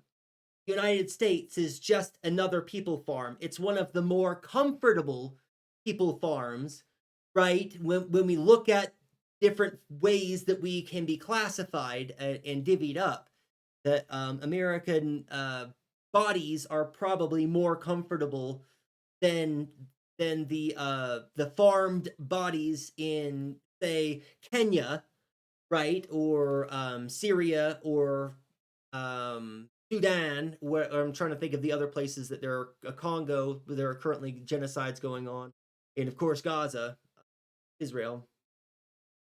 Horizontal organizing or bust, and that's the reality. That's the thing that I'm trying to really get people to understand, Curse Daddy, is that arbitration is good. If you have disputes between two people, go find a third arbiter who will help you arbitrate that dispute. That's a good way to solve your problems. Don't elevate that arbiter to a position to where all the time, whenever you have disagreements, that they're the boss. When you have static leaders, though, you have positions around which power and money gravitate. And when you have power and gravitate to a centralized location, you have corruption. You have people's rights not getting observed. That's the thing. That's the thing. You know, we can look to a third party arbiter, but when we're looking to a third party arbiter, it should be on our level. We should have horizontal structures of resolution, of problem solving, that don't require that we go to some authority all the time. It's okay to have authorities too. That's another thing. Anarchist structures allow for authorities, but those authorities are almost never in a position of authority for any kind of position, for any kind of set amount of time. When an occasion presents itself and that occasion needs some kind of solution, and it needs a solution that requires a certain kind of expertise, let's appeal to some experts. Let's let those experts pick one among them that's going to solve the problem. Cool, I'm fine with that. If it's a water treatment problem, I don't know how to treat that. But somebody does. Let's find the experts and let them discuss who is the most qualified among them, because they would know. I don't. Right? And that's how expertise works. We don't need authority. We have people who are experts. That's how leadership should, ideally, in my opinion, work, is in a flat structure. Even remain sane. Well, this is part of it, is trying to find solutions. We can delegate but not elect. Exactly, Curse Chaos. We can delegate but not elect. And fluid emergent leadership is a term that doesn't get thrown around enough in anarchist circles. So fluid divergent leadership is exactly that we have experts who fill needs when needs arise, and then when the need is gone, so is that expert's position, right? It's just all of our quote unquote positions of leadership are fluid in their design. It's that their end is a part of their design. So the way that anarchist leadership is structured is so that this position will no longer be necessary. What do we do to make this hierarchical position that's necessary for right now go away? That's how we build leadership, is it with cells that self terminate, right? I can't think of the medical term. That's what I'm searching for, is their apotheosis. Apotheosis is when your body's cells tell themselves it's time to die. That's how, when you're born with a flipper and your body figures out how to divide the fingers, is apotheosis. The cell recognizes its need to die and does so. And I think that's, maybe somebody can Google that, apotheosis. Make sure I'm not. Maybe I'm just.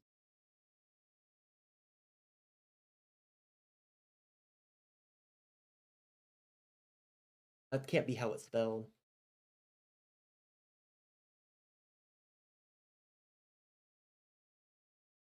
No, that's definitely not what it is either. So I don't know what that's definitely not the word I'm looking for. So that's definitely not the word I'm looking for. But there is a medical term for when cells recognize that they're supposed to die and then self-terminate. And that's what leadership roles are supposed to be, is the recognition that this is something that's needed right now and should terminate. Anyways,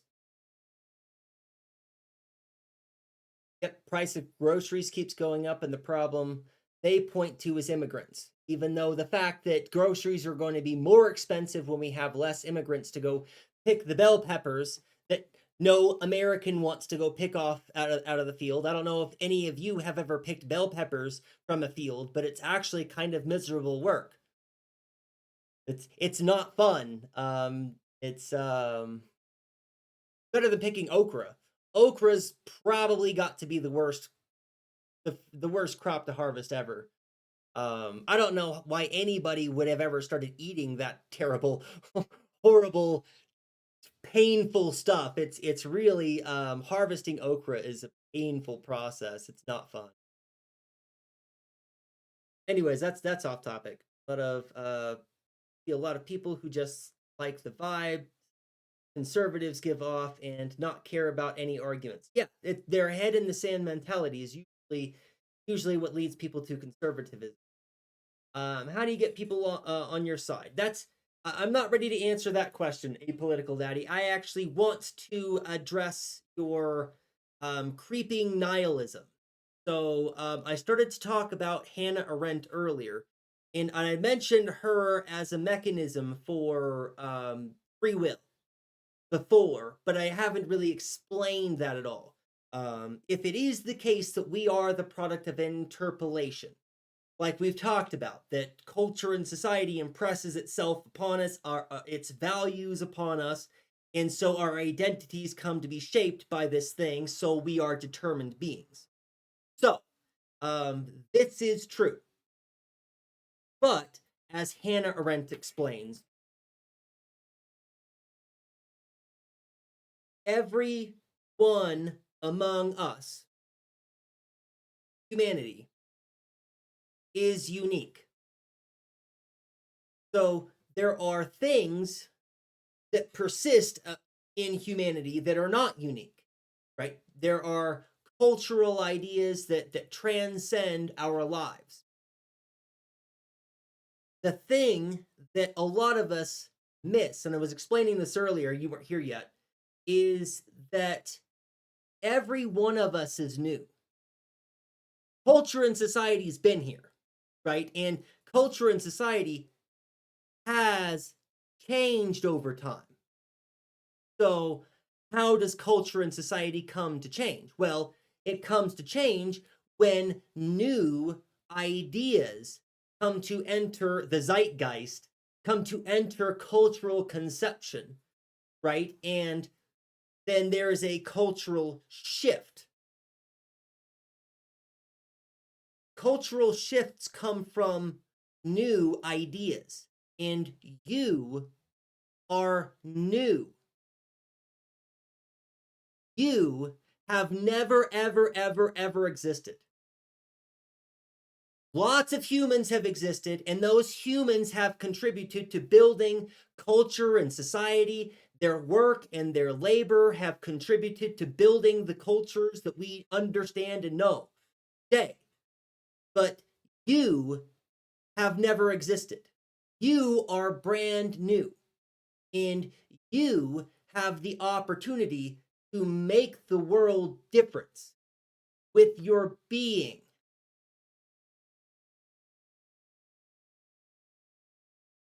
And that's the whole point.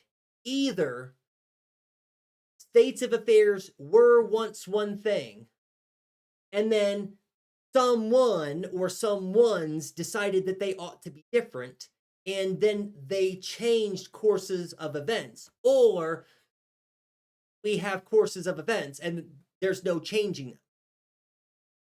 But even if we have static courses of events, every new human is brand new and has never existed and is a new gateway for potential, for change, for things to be different. Be the change you want to see. Absolutely. And the trap that we get caught into is that we can't just divorce ourselves from the system. We can't just choose. We don't have the free will to just not be complicit in manufacturing tomorrow, right? In the recreation of society, because we depend on this society to not die. We have to keep paying rent. We have to keep buying groceries. We have to go keep seeing that doctor. We have to keep participating in the system, and our participation in the system keeps that system going. And so we don't have a way to step off that escalator. We don't have a way to stop contributing to the recreation of society unless we feed people and house people, give them access to health care, and we give the land back and gender liberation. And remember that we've got to include a pillar for anti-racism, right? When we accomplish these things, I always try to explain my ideas to other people, but what do you mean by you have the ability to change the world, right? You are different. You have never existed. That's what I keep saying. Like the saying is nothing new exists under the sun, except that is literally not true. Every time a new human is born, there is a potential for the entirety of the human race to be different. Every time any individual human, brand new, comes into the world, this is an opportunity for the whole species to change. Every time any one of us comes into existence, and there's a bunch of us living right now. So what we need to do is, rather than being engaged in perpetuating the system, I mean, we can't just not, right? But we need to look at our involvement in the system and understand how we can draw ourselves away. If we are feeding ourselves with our own land, then we are undermining capitalism.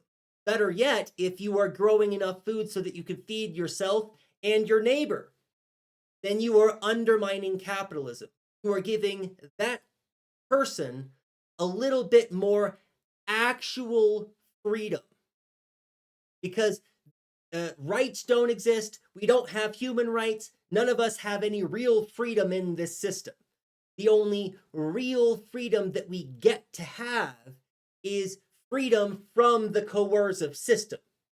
So when you feed people and when you give people an opportunity to not have to pay rent, if you give people an opportunity to get health care, not have to pay money for it, you give them real freedom.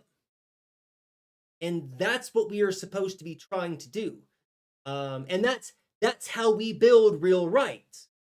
It's all related. We don't have rights, but we can have them. But it requires for us to work together to do the things that we need to have rights. And so that we can feed each other and house each other and have access to medical care and land back. Spread it like a virus. Absolutely. Exactly. And this is propaganda of the deed. I don't think I've explained this very much, but a lot of the ideas that we have talked about look good on paper, right? And there's going to be some disagreements when we talk about these things and how we implement them. We're in the marketplace of ideas. People are going to disagree about them. But if you just feed people, if you just do that, if you just feed people, you show them. You don't have to make an argument. You don't have to prove anything. If you feed people, you show them that gives them freedom, that liberates them, that's something much more valuable than the pretend freedom that capitalism sells them, the choices that capitalism sells them.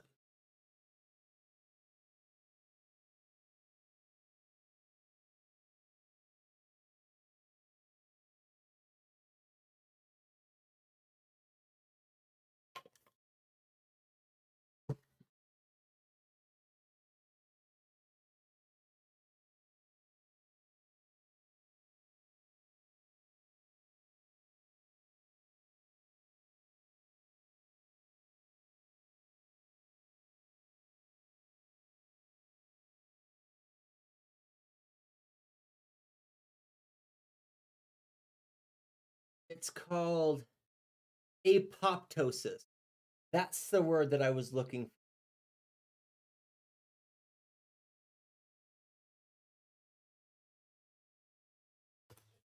That's apoptosis. When a cell recognizes its need to die, and so that it does. Cells, all of your cells are programmed for apoptosis. When cells don't undergo apoptosis, they become cancer. This is an important biological lesson that biology is trying to teach us. right? That there's a season for everything, and nothing should be permanent in that kind of way. Cells that don't undergo apoptosis are cancer. Leaders who are in a position and that position's goal is not to end are cancer. The analogy is perfect. I don't even have to unpack it further. It's just the analogy is done. Care more about changing the world or your own well-being? Yes. I don't think that Aristotle is right about a lot of things. Lots of critiques for Aristotle.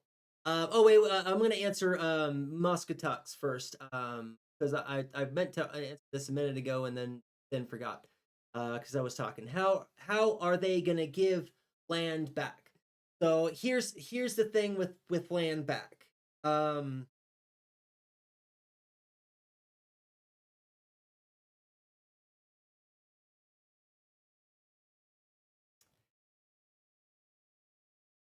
Well, okay, so here's the initial problem. Um,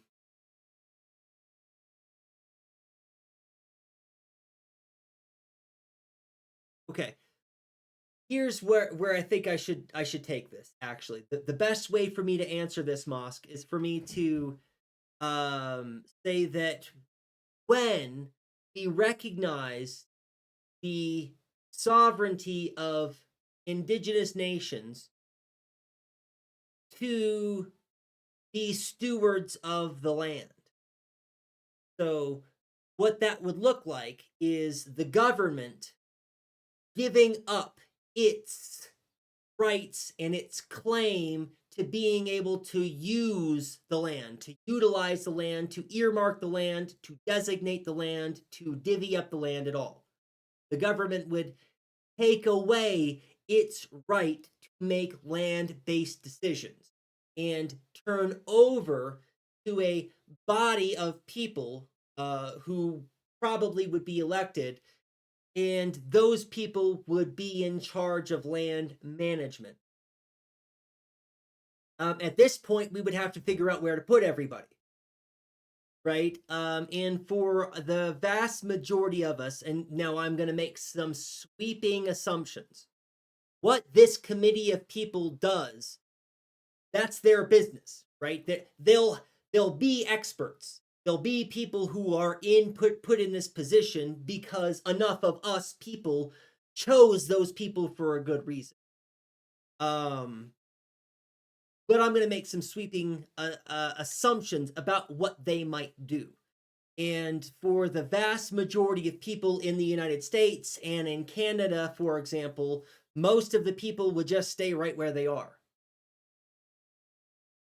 No change to anybody, except that now you don't pay rent. That's how land back would work in the United States, is that the vast majority of people would stay right where they are. They just stop paying rent now. That's the big difference. And there is no governing body that tells them what they can and cannot do with their land. Now, there might be communal bodies which form and organize around some kind of need to have some kind of building codes or to perpetuate some kind of best building practices, right? But again, that wouldn't be a governmental thing. That would be people taking upon themselves to care about architecture and stability and structural integrity, and to go about the process of being fluid leaders when and where it's necessary for them to insert themselves in a leadership role temporarily to help other people solve their problems, to figure out what they need, what kind of resources. So that's I think what land back would and would probably look like.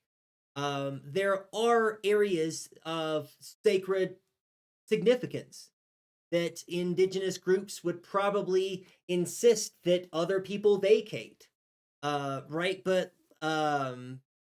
but that's not the kind of decision I'm in a position to make. I would just be speculating and guessing about people's best interest as related to historical context that I don't know enough about. You know. Oh, now I can answer this.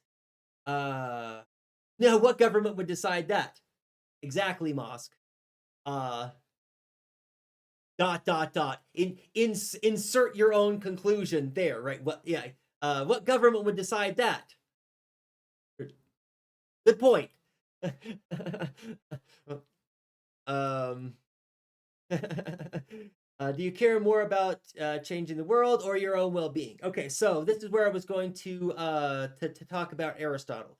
So I don't agree with Aristotle on a bunch of stuff, but when it comes to understanding what is good for oneself, I believe that I do agree with Aristotle because Aristotle believed that it was not possible for an individual to do anything which privileged themselves at the expense of society.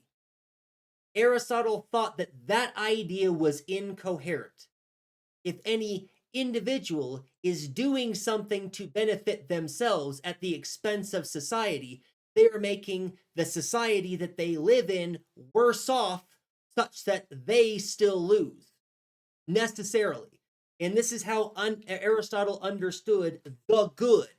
When we're talking about the good, there is no capital G, the good, Aristotle says, when it comes to moral decisions. There might be a good for you in this particular situation, but that's not necessarily good for her in that situation or them in that situation. They might want to be a different kind of person, so would do a completely different kind of thing and that would be good for them than you would do. It depends on you. You're a particular in the situation, and the particulars of the situation determine the morality. We can't abstract out. And so this is utilitarianism is a rational theory. Deontology is a rational theory. Discourse theory is a rational theory that abstracts out from the material reality of the situation and it looks at the principles. It evaluates the principles in the abstract and decides about morality up here. And Aristotle says you can't do that. You don't have the information that you need to make good decisions. And so Aristotle's first, and then we come with all of these utilitarianism and deontology and natural law theory, or all these rationalist theories. And when we get back to postmodernism goes, yeah, but all of that's garbage because those frameworks are privileging patriarchy. Those frameworks are privileging imperialism. Those frameworks privilege colonialism. They do necessarily, inherently, with the way that those frameworks evaluate morality. They do necessarily. We need to do away, or rather than depending on the frameworks that have been given to us by a bunch of racist misogynists, we need to evaluate the particulars of our material situation and decide for ourselves what is morally right and good. So after thousands of years of philosophy, moral philosophy, we went back to Aristotle to realizing that you cannot abstract morality out of the material situation. When you do, the abstract ideas here don't reintegrate themselves coherently back into the real world.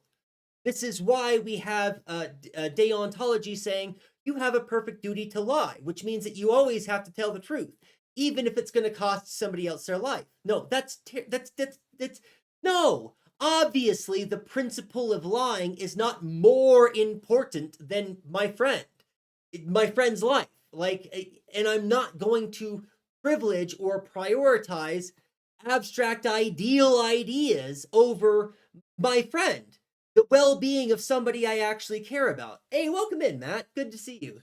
Yes, fuck the patriarchy. Well, secular humanism is something that that I'm not necessarily opposed to. I'm gonna come back and talk about that more. Hey, Matt, it's good to see you. I hope you're doing well. All your decisions not on your own personal interest. Even morals, if morals actually exist, maybe there's just personal preference and an ideology. Well, yes and no. See, and here's the thing. Rationalists want there to be some kind of concrete, absolute framework around which we can all coalesce and we can all agree that this is a good moral framework. But that always privileges. It always privileges. And when we privilege, we're not doing morality right. We're abstracting principles out from the material reality and letting those principles dictate our lives rather than being the authors of our own lives, right? Does that make sense? That when we're looking for something else, that doesn't directly answer it. It does answer your question, but doesn't directly answer your question. Shit, I'll have to fill in more uh, of the blank. Because it's not personal preference, but it's but this is going back to the so let me make sure I'm caught up mentally.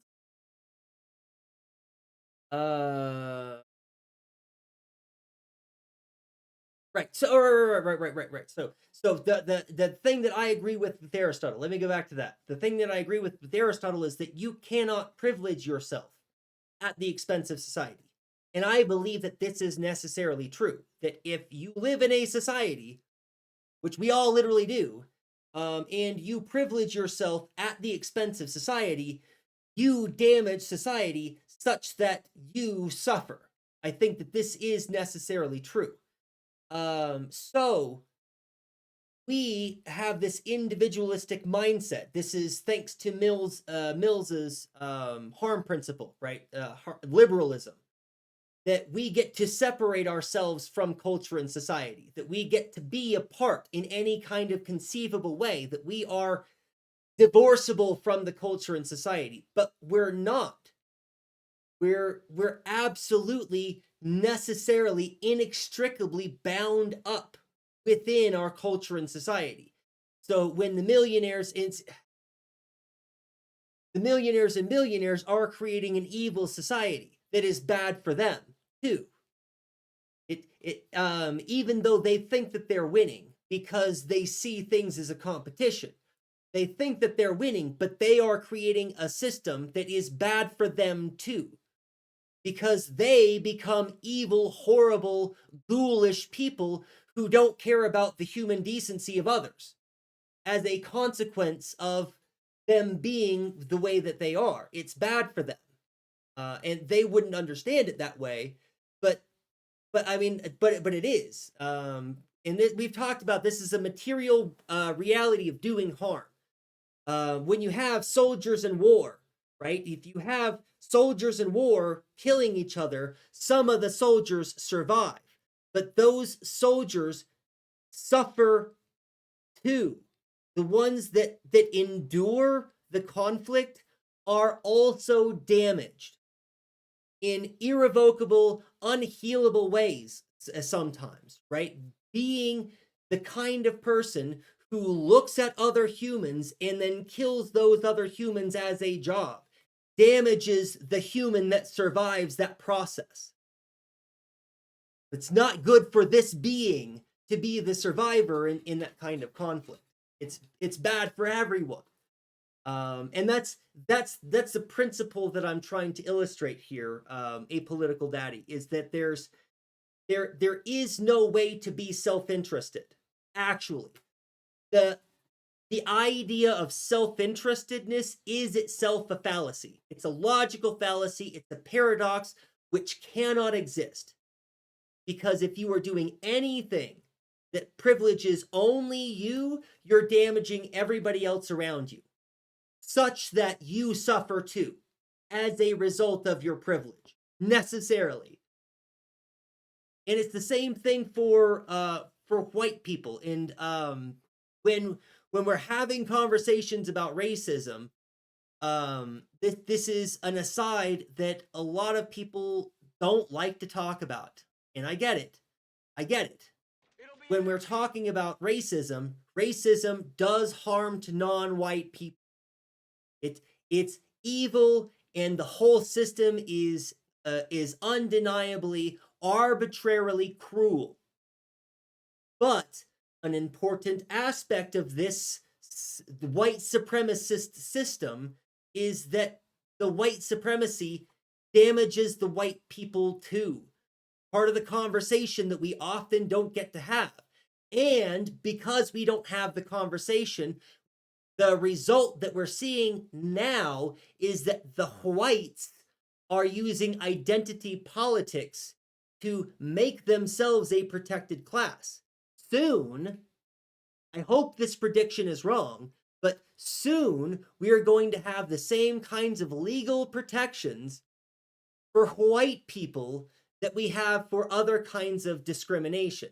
That it will be, you can be guilty of doing a hate crime against white people for being white. That's where we're going. That is a reality that we are facing because nobody gives a shit about healing the white people. I get it. They're monsters, they're ghouls, they're perpetuating a system of white supremacy. But being mean back to them doesn't make the system go away. It doesn't make the white supremacy disappear.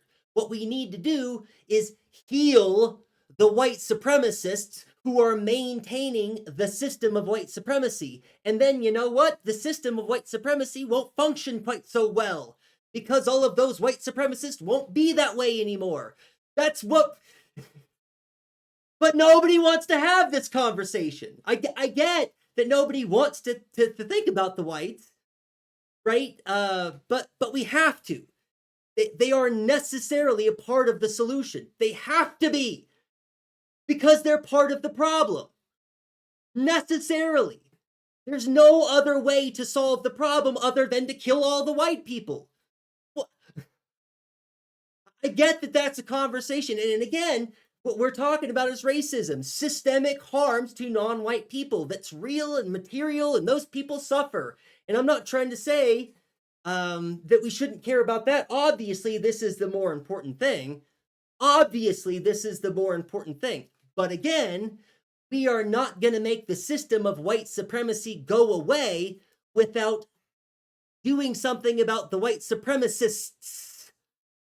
We have to heal them. We have to make them better. That's how we do it. Being mean back actually drives them deeper and validates their worldview. Thank you, Matt. That's 100% absolutely what I'm trying to say. Same with Christian fundamentalists. I know. I know. And I shouldn't be so mean to Christians, but I can't help it sometimes. It is difficult. Oh my God. If I could just take a second to complain about this student. Oh man, I got an email from a student that was, yes, I am white, but I don't see myself as white. White is an oppressive label that has been thrust upon me. Hatemon. I'm not white by choice. I'm forced into a position where I am seen by my culture and society as being white. I'm a Scottish Celt. That's what I am. White isn't a real thing. Matt. Matt's on it. Matt is already define white. That is the right question. Thank you, Matt. You can tell that Matt mods, right? Matt is a mod, and Matt is really good at jumping right on those. Just because something you did in self-interest did not lead to poor personal gain does not mean You did not make that decision in self-interest. Okay, well, we'll talk about it a little bit more apolitical, Daddy. There's a few other ways that I can re-explain the same kind of idea, I think. uh,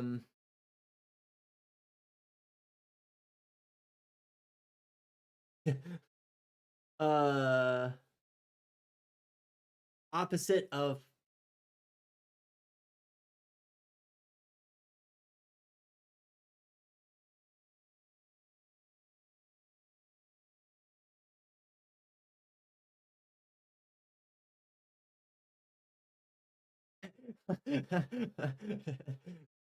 That's funny.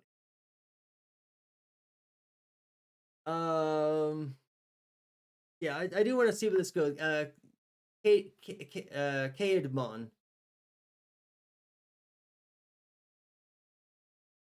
Opposite to black. But like that's like such a bad definition by any standard, even from a white supremacist perspective. That's really kind of a bad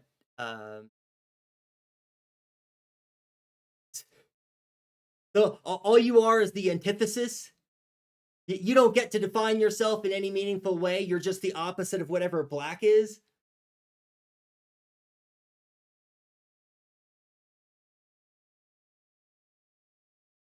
I stumbled over a philosophical debate about white and black, not the colors at all. It doesn't remember.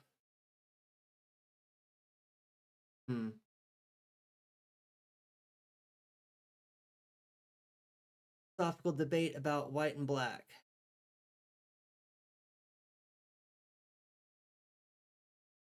I don't know.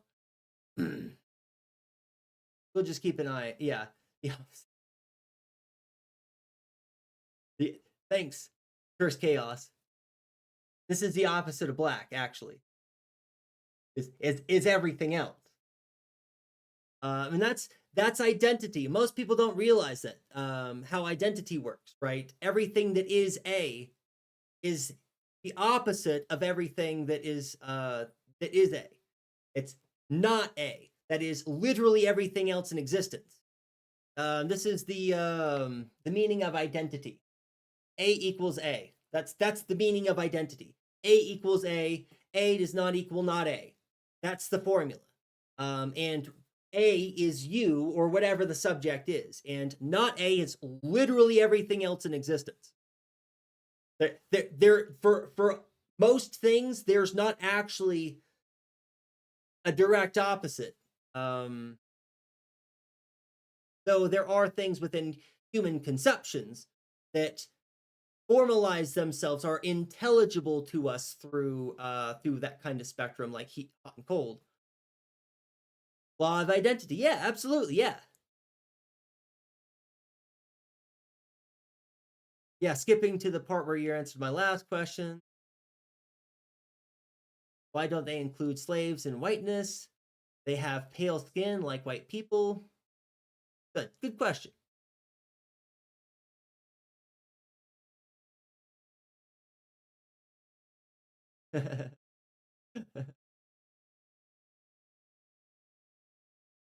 I didn't see that's. Oh, I would.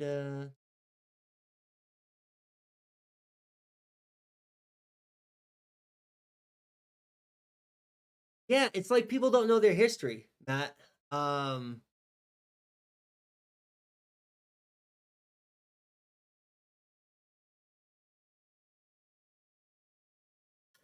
That's right. It gives me an opportunity to cache my brain a little bit, to lubricate, get my hydrate a little bit. Everybody, don't forget to hydrate.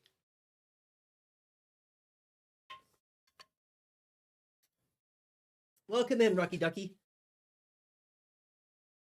Thank you for the follow.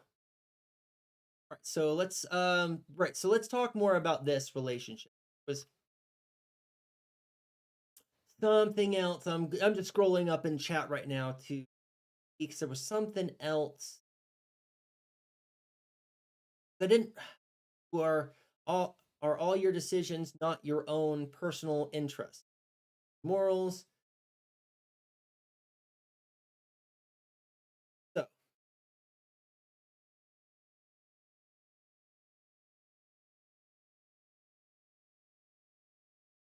Yeah, I had heard that. That is an unfortunate thing.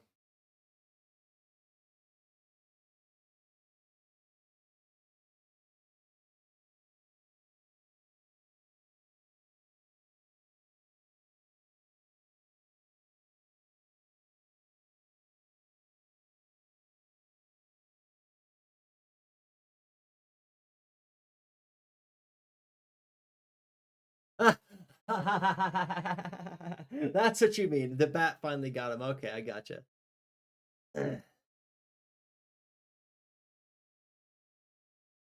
Yeah, I mean, he did live to be kind of old. When it comes to rock and rollers and people that live that kind of lifestyle, lived to be kind of a long time.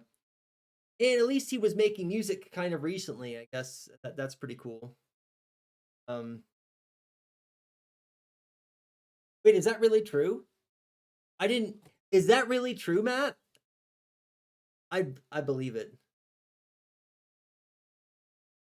Wow. Huh. I didn't know that. That's I learned something new today.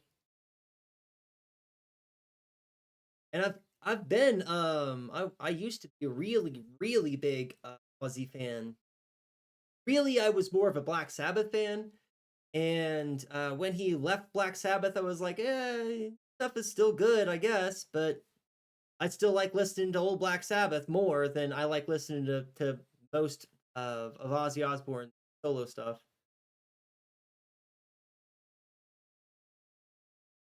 Well, yeah, and that's Oz always seemed to be like he was really quite out of it, not really in it, but uh,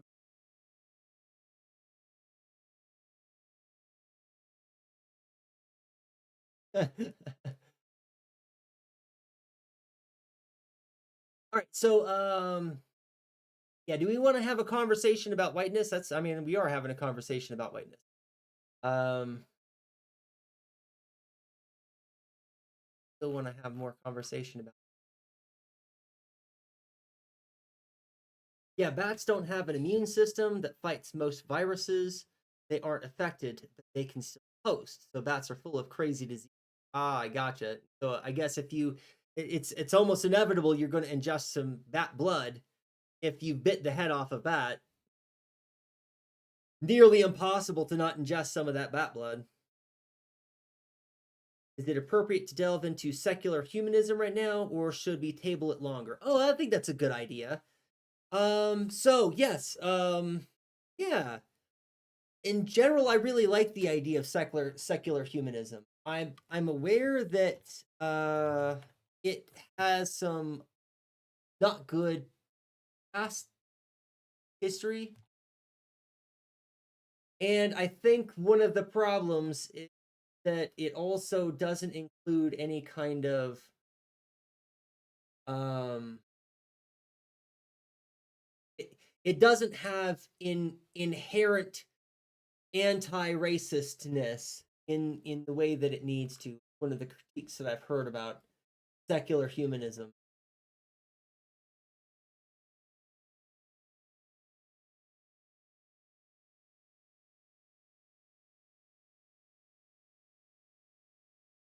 The it's been a long time since I've really dealt with secular humanism, so I'm just trying to remember core themes and overarching systems.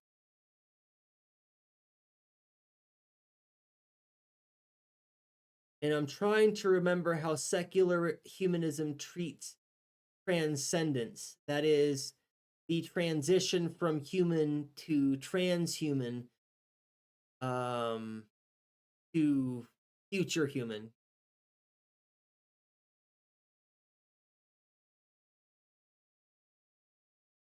Oh, good. Uh,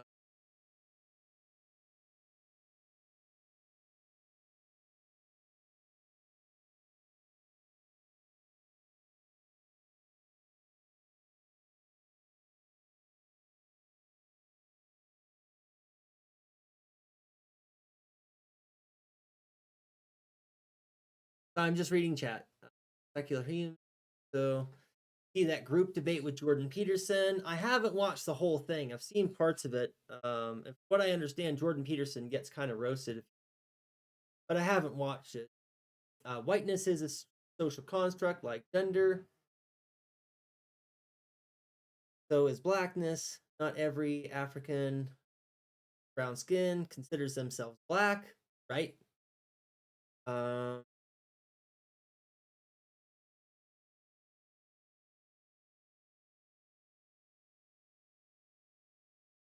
yeah, it's not a joke. Hey, Read and Rap, welcome in. Good to see you, Read and Rap. Glad you could finally catch in and you grab a stream. Good to see you. Whiteness is a social construct, and so okay, so maybe we need to go back to the conversation that we were having on Tuesday's stream and understand how categories work.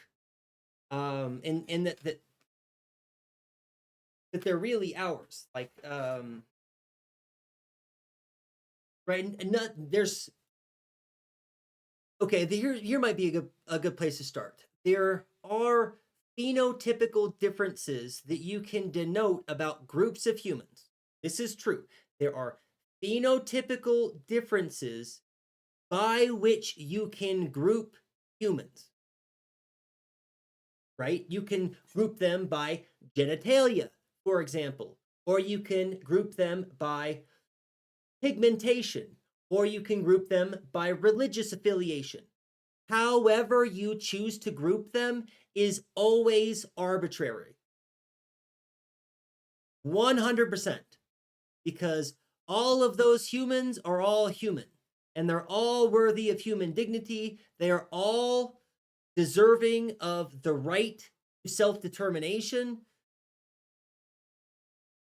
Nothing categorically changes about the people because we put them in different groups or categories. It's really very important that we understand this, that just because we put somebody in a different category of immigrant doesn't make it morally okay to put them in a cage. Just because we put somebody in the category of whatever our choosing is, does not mean that we get to discriminate. Does not mean that those people don't get to have rights now, or shouldn't. It does, unfortunately, mean that people don't actually get to have material rights when other people decide that certain groups or certain classifications don't deserve those rights. That's how rights actually work, is that people respect and uphold that those rights have meaning and value with their actions and with their words and attitudes and with the things that they do in the world. Not because of some piece of paper or because of some book or because of some piece of legislation. None of those things actually give you rights. You have rights because other people believe that you ought to and do things such that some people's rights get respected. That's how rights work, actually. And it is a human construct. It is the direct result of people's belief in the material world and then their way that they interact with the material world.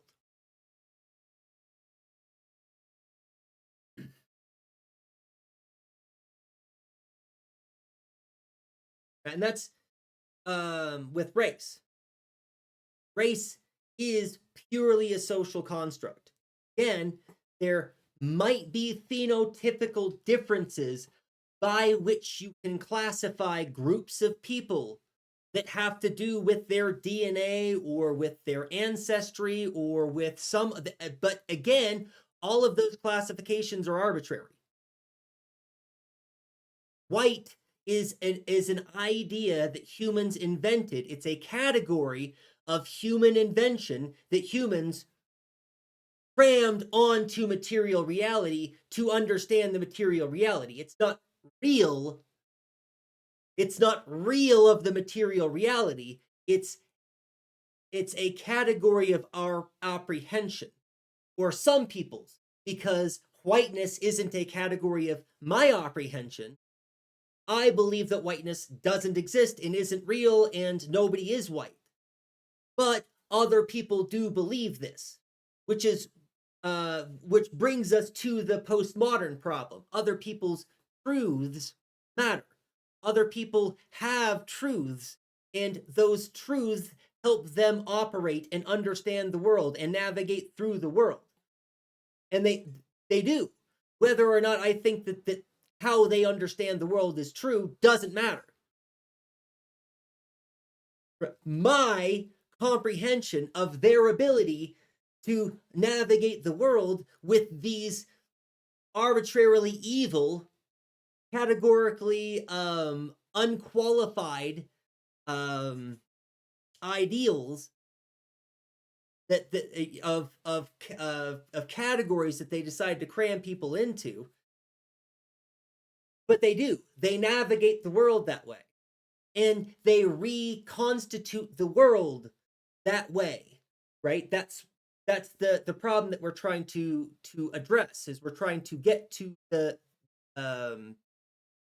recreation of a white supremacist society, the recreation of a society that depends on capitalism, the recreation of a society that needs there to be gendered differences so that there are roles and rules for how those roles engage with each other, so that we get concerned about these rules. Remember when I was talking about all of the servers who adopt a policy of tipping other servers well because they know what it's like and they think this is a good moral rule for navigating the world, but the 1% don't listen to that rule. They don't care about your morality. They don't care about how you treat other people or how other people should be treated.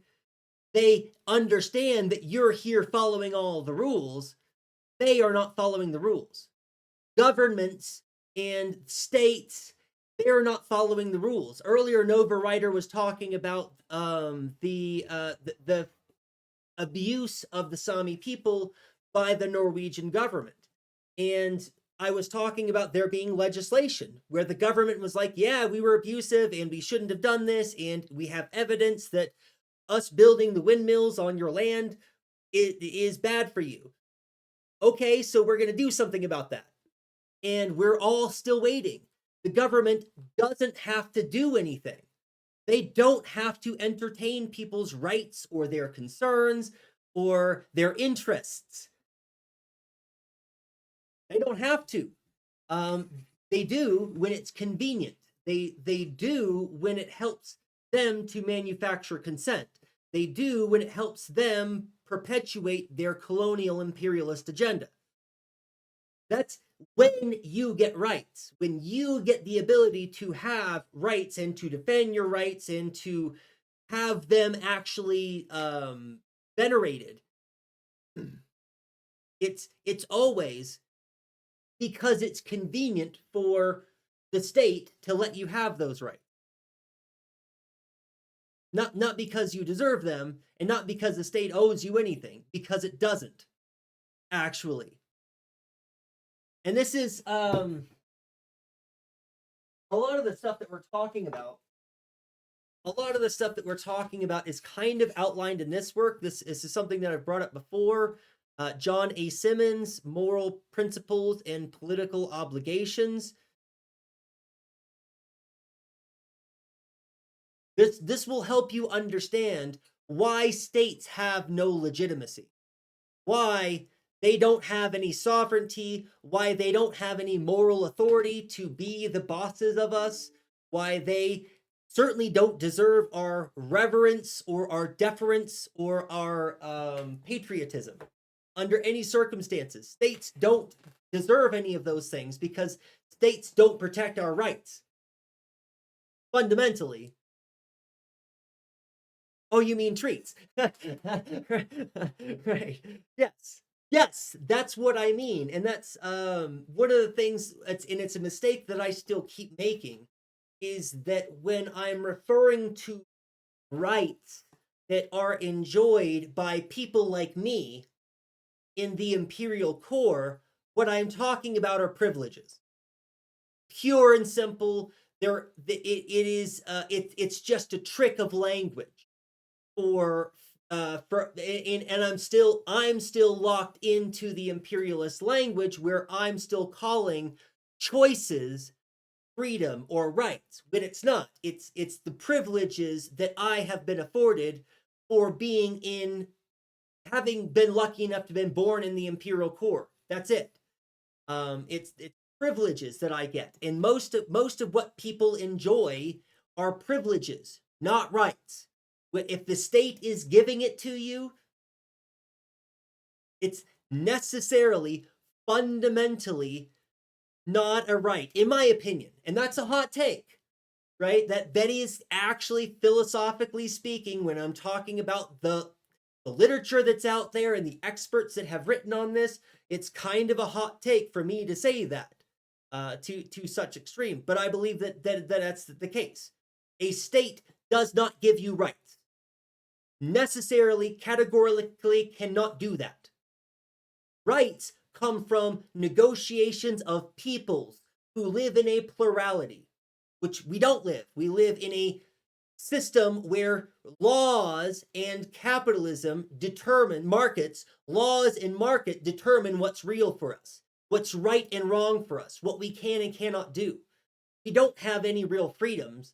We don't have any real rights. We don't negotiate with each other to build any kind of world. The state does that. The state does everything for us. Yet, got to make sure the working class think they have rights, or they might get the pitchforks. And that's so they give us the treats. They have to give us the treats. Here's your guns. You can have as many guns as you want.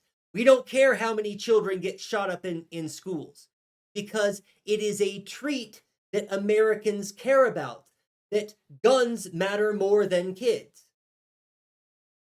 That's not a right. The idea that is a right is wholly incoherent.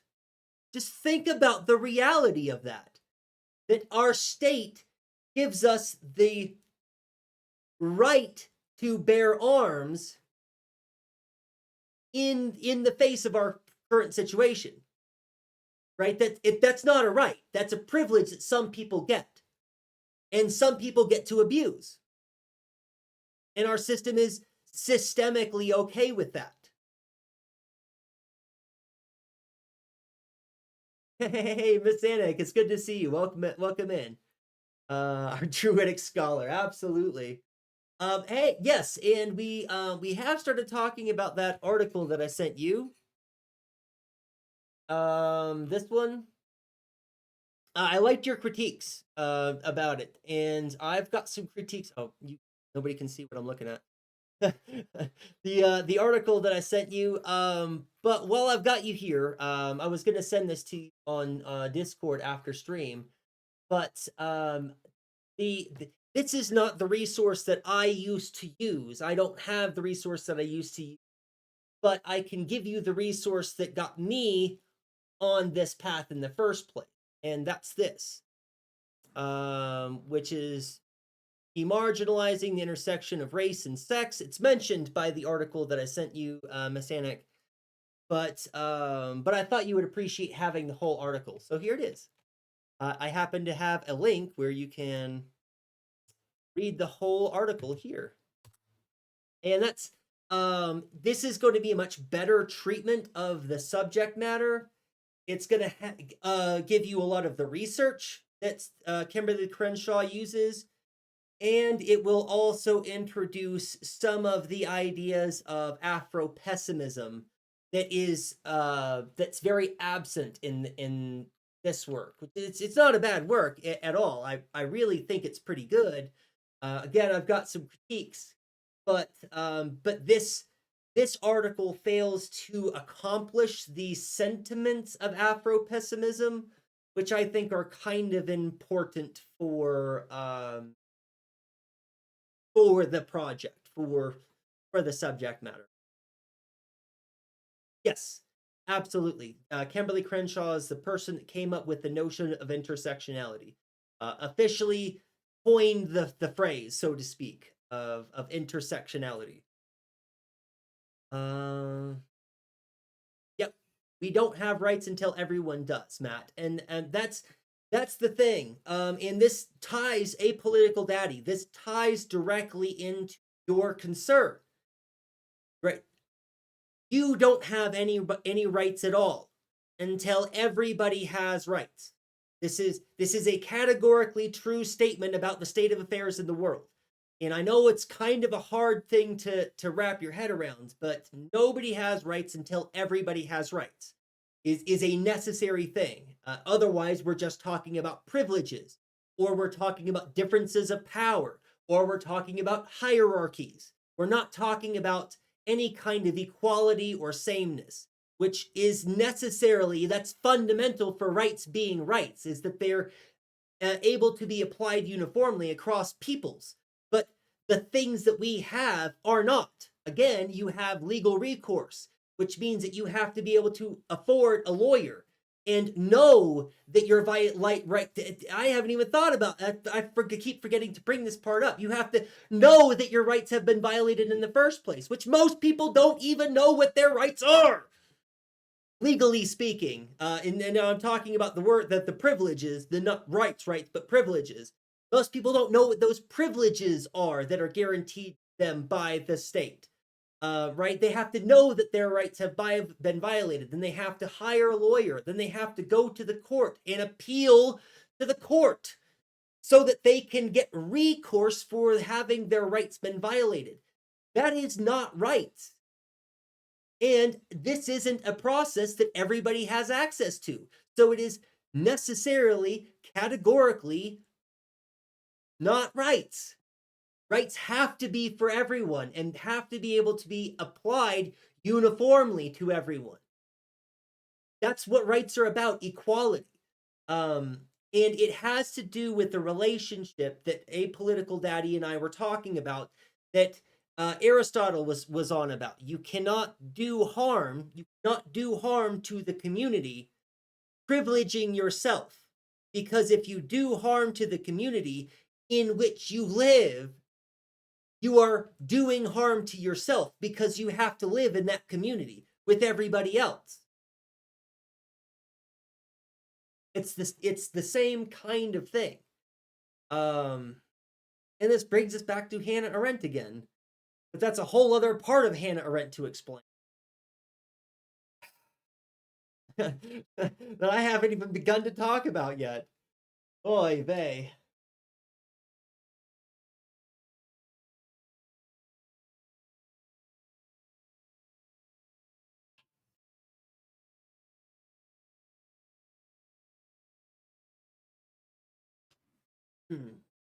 But it does have to do with, it's one of my favorite parts of Hannah Arendt's account of plurality.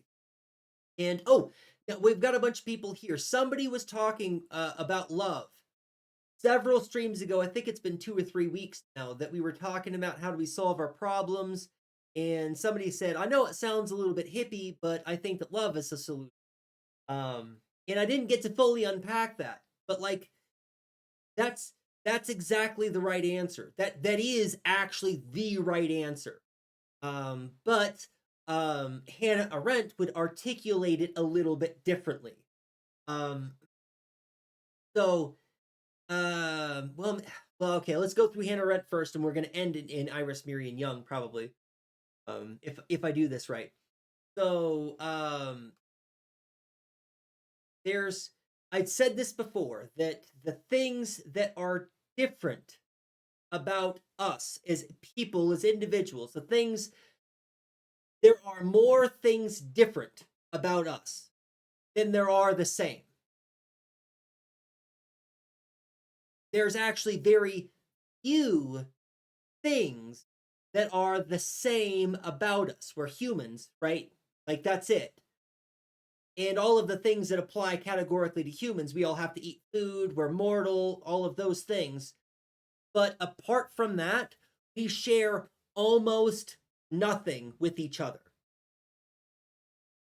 Think about that, and just think about people and the way that they are similar, but they're different in significantly more ways than they are the same. The right answer is loved. It's love. Hannah Arendt is great. I think I read most of her works. Her short article on the 1954 Hungarian Revolution stands out a lot for me. Absolutely. That one's really good. We Refugees, Right to Have Rights, though that one is, it's a right to have rights is sometimes referred to as it's on violence. It's over here. But there is an essay, Right to Have Rights, and it comes from Between Past and Future. It's actually a chapter from this book, Between Past and Future. But you can find the article, that chapter, Right to Have Rights, is probably the best summation of the problem of rights that I'm trying to articulate. Just because the UN had some declaration of human rights doesn't actually do anything for anybody's human rights at all. Makes no material difference. You've got a piece of paper in some country somewhere that some people care about, but it doesn't actually protect people's rights in any kind of meaningful way. But love is the answer. It has to do with us understanding ourselves and each other in this right way, right? When we look at this plurality in which we live, and we see that others have all of these differences, and even people that are very similar to us have more differences than they have similarities to us. The one thing that we all share universally, the only one completely universal characteristic that we share is that we have an experience of the world that we cannot share with anybody else. That's the one thing that we all have in common, is that each of us has a unique perspective that cannot be shared with anybody else. You can tell people about your experience, and you can experience things with people, but their experience is not the same as yours, and no number of words you can use can get somebody to understand your experience of the world. Words are insufficient to do that. You cannot share your perspective or share in the perspective of anybody else. This is the one thing Hannah Arendt says that brings us all together, that binds us, that within this plurality gives us the fundamental understanding that we need to have to understand human rights and human dignity, is that I have a perspective that you don't have, cannot ever have access to. I have an understanding of the world that is always entirely unavailable to you. And you have a perspective that's always entirely unavailable to me, which is why your perspective is so valuable to me, because I can't have it.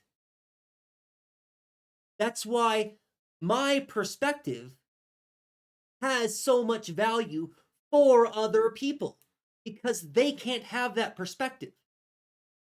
That's the value that we bring to each other. We find ourselves in this plurality, and this plurality is full of useful information. It's full of all these helpful viewpoints and all of these helpful people who can help us navigate the world. But we've constructed a world in which we see each other as adversaries. We see our differences as being obstacles to be overcome, rather than recognizing that the differences that we have are how we solve our problems. The differences in viewpoints are how we come together to make better decisions than whatever one person who believes they've got all the right answers is going to make, right? We know what happens when you put one person in charge of everything. They make mistakes. But what if instead of putting anyone in charge, we were all in charge? Children included. Women, children, they, thems, everybody gets a say. It doesn't matter what color you are, what race you are, what religion you are. We need to understand that our differences are valuable and that we can utilize those differences to better understand the world and each other and how to solve our problems instead of seeing differences as problems, which we do. This is an interesting kind of agnosticism that fits very well with Hannah Arendt.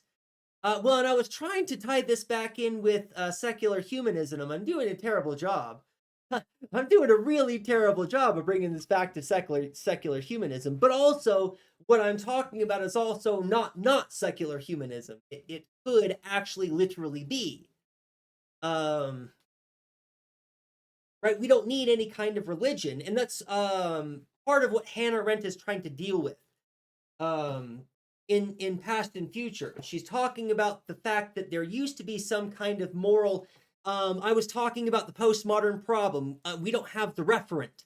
We don't have that one cultural referent that we all rally around, right? The Iliad and the Odyssey, or the Aeneid, or whatever the cultural, the single cultural referent is. We don't have that anymore. We have lots of cultural reference, and all of these competing ideas, and all of them are true, right? So Hannah Arendt identifies this as the retreating of authority. So religion used to have this kind of authority over us and over our morality, and it was a tool to help us make decisions. Now we don't have the universal referent that we all can reference. We all have a circular world. So Hannah Arendt is trying to come up with a new cultural referent. We live in a plurality. You can call plurality the religion if you want. The plurality is real. It's necessarily how Hannah Arendt describes it is pretty good, I think. And when we look at other postmodernists like Michel Foucault and Merleau-Ponty, they're going to have similar conceptions of this reality is populated with others, and these others exist before we do, before I do. I didn't exist and then find that there were others in the world. Others were in the world, and I came to exist in it, right? A world of already existing others. The plurality is what is. And understanding our uniqueness, and that our differences are how we problem solve, right? That's the religion aspect of it, the faith aspect of it is right. To if I'm trying to make it a religious analogy, and I'm not very good at that because I don't like religion in general. So I'm doing kind of a clumsy job here. Kind of peeved. I'm looking for a job. There are jobs out there. I'm qualified that pay 200 to 3,000K, but I'd have to work for Nvidia or make bombs. Fuck that. I guess I'll be poor forever. Yeah. That sucks, man. That's a shitty place to be, where you could you could get yours in the capitalist way. You have the avenue, you have the opportunity to get yours and to really climb the social strata, to really put yourself in a position of, well, privilege. But at what expense, right? But it depends on what your short/long-term goals are. There might be some advantage to working for some company that is morally questionable to work for them, with the goal of amassing some funds so that you can extricate yourself from that position and liberate yourself from the shackles of capitalism. That's a pretty good long-term goal, I think, if you can put yourself in a situation to where you don't have to work for a living or you don't have to exploit others for a living. That's kind of a comfortable place to be in. Be good at Nvidia too, but I hate the company with a burning passion. Wow, really? That bad over at Nvidia? I actually don't know that much about the company Nvidia, other than they require on precious metals and that they use basically child slave labor in other countries to get those minerals, like literally every other chip manufacturer on the planet. I don't know of any chip manufacturer who doesn't use exploitative labor practices. And if there were any such chip manufacturers, they'd probably be super super expensive. The chips would be prohibitively expensive. And a good take on and this Miss Anika, yeah, absolutely. I meant to draw attention to the fact that you were pointing out the in a very good take on Immanuel Kant too. So and that's there's the universalism, the I don't remember what Kant calls it, but the something for universal freedom. Doesn't matter what he calls it, but there's it's the thing that I have on my PowerPoint that I on rights, where it's kind of like the categorical imperative. You can have no freedom such that that freedom interferes with the freedom of some other. That's not a freedom that you can have. Anything that interferes with anybody else's freedom isn't a freedom. It's not something that you have the liberty to do, is to interfere with the liberty of others. And it's the way that Kant formalizes his is so much better than Mills's harm principle, like a million times better.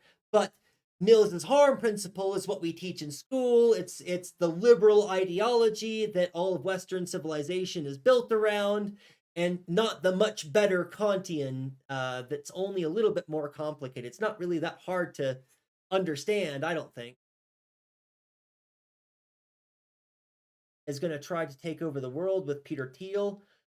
Okay, so they're evil in that kind of way. I gotcha. I'll give you an example of one of my favorite companies, EVGA. Okay, that's the graphics card that I've got is they were Nvidia's golden child before board partner and got all the best consumer grade silicon, and they produced. EVGA stopped doing graphics card business because it was difficult and shady business with them. 90% of the business was graphic cards, and it's easier not to do business at all than it is to do with video and video. Yeah.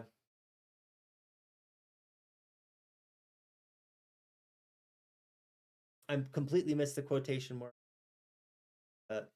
Good quote. Withhold paid orders from partners if they even hear you spoke to a competitor. Wow, that's some brutal. That sounds like Walmart style tactics. Walmart is also really shrewd. Is not the right way to describe it. They're coercive and abusive and bullies of the industry. So Nvidia is also it's shadier even than Walmart. Damn. Okay. I'll have to do some digging and look into that because not to mention they are massive investors in Israel. And that was the other thing too, is I knew that they were massive investors in Israel. In because that they get their mine their raw minerals come from Kenya, I believe, which is is Israel's project. That's their colonial project outside of the Middle East. Categorical imperative was important in Eichmann case, and Arendt's critique of Eichmann's defense and interpretation of it. Yeah, absolutely, it's great as well. Yeah, and it's people get the categorical imperative wrong an awful lot. I don't know if you've seen the Crash Course Philosophy. So, like, let me throw out a real caveat real fast. The brothers who make the Crash Course stuff, fantastic, phenomenal, good people. They're good eggs, right? By and large, they're pretty good people. Crash Course Philosophy, a lot of their videos have been taken down now. Maybe they still have some stuff up there, and I have to say that the Crash Course Philosophy catalog is generally pretty good, with one massive exception. The video on deontology is bad from beginning to end. Almost everything in the presentation and the way that deontology is presented is wrong. That's the wrong understanding.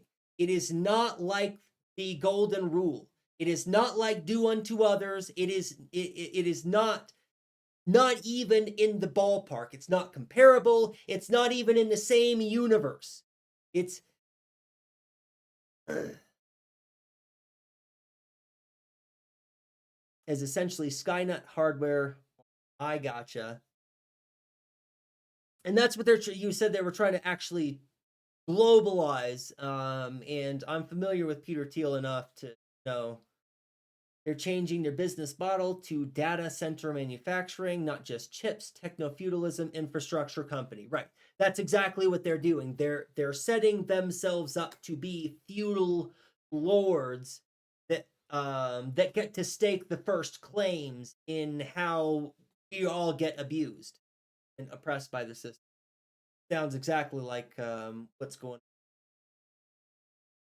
on. But the mistake that gets made by Crash Course Philosophy is actually the same mistake. So the ethics book that I took in my ethics undergraduate class explains deontology wrong. The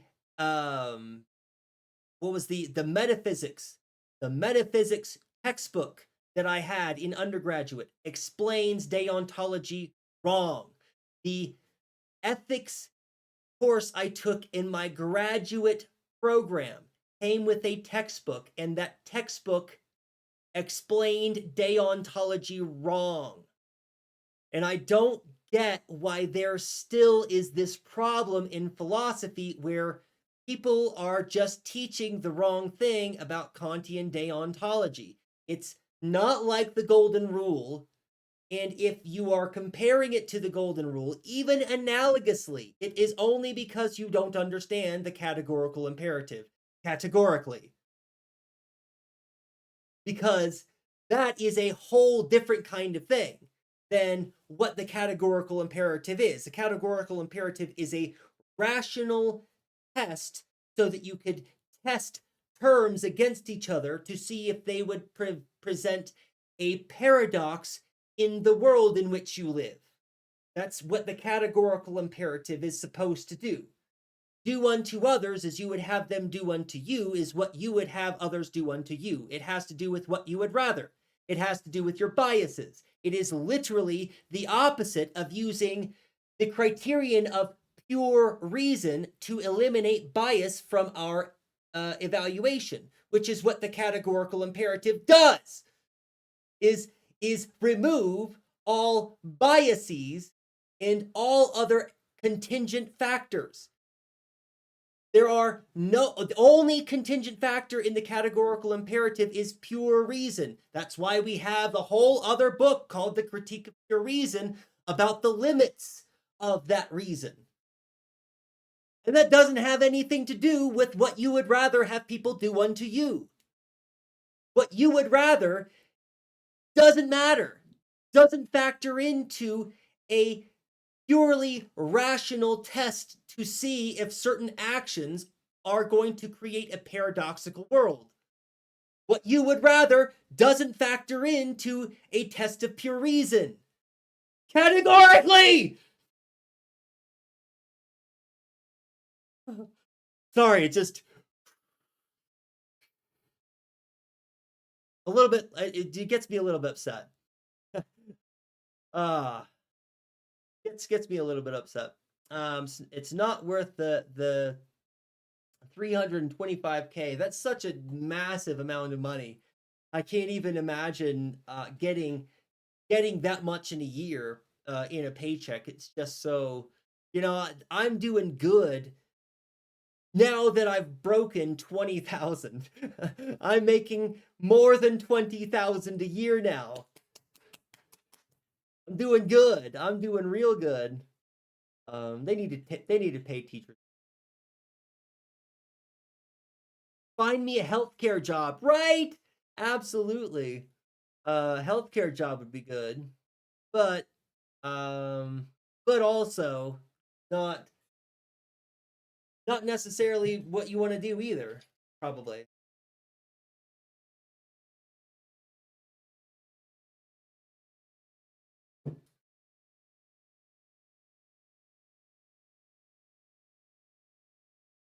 Sorry, I got all worked up on the deontology rant. Thanks, Miss Anik, for getting me on that rant. Apparently, I needed to get that off my chest. Depends on the kind of healthcare. Okay. Well, I mean, there might be some avenues there, but I don't know exactly what it is that you do or what you would like to do. That it should remove biases, not that it necessarily does. This is the best reason can. Right, it's the best reason can do, and that's why I was saying, Immanuel Kant has the whole other work, the Critique of Pure Reason, which is about the limits of tests of pure reason in the first place, and it still doesn't overcome the problem of rationality that all the other rational frameworks have.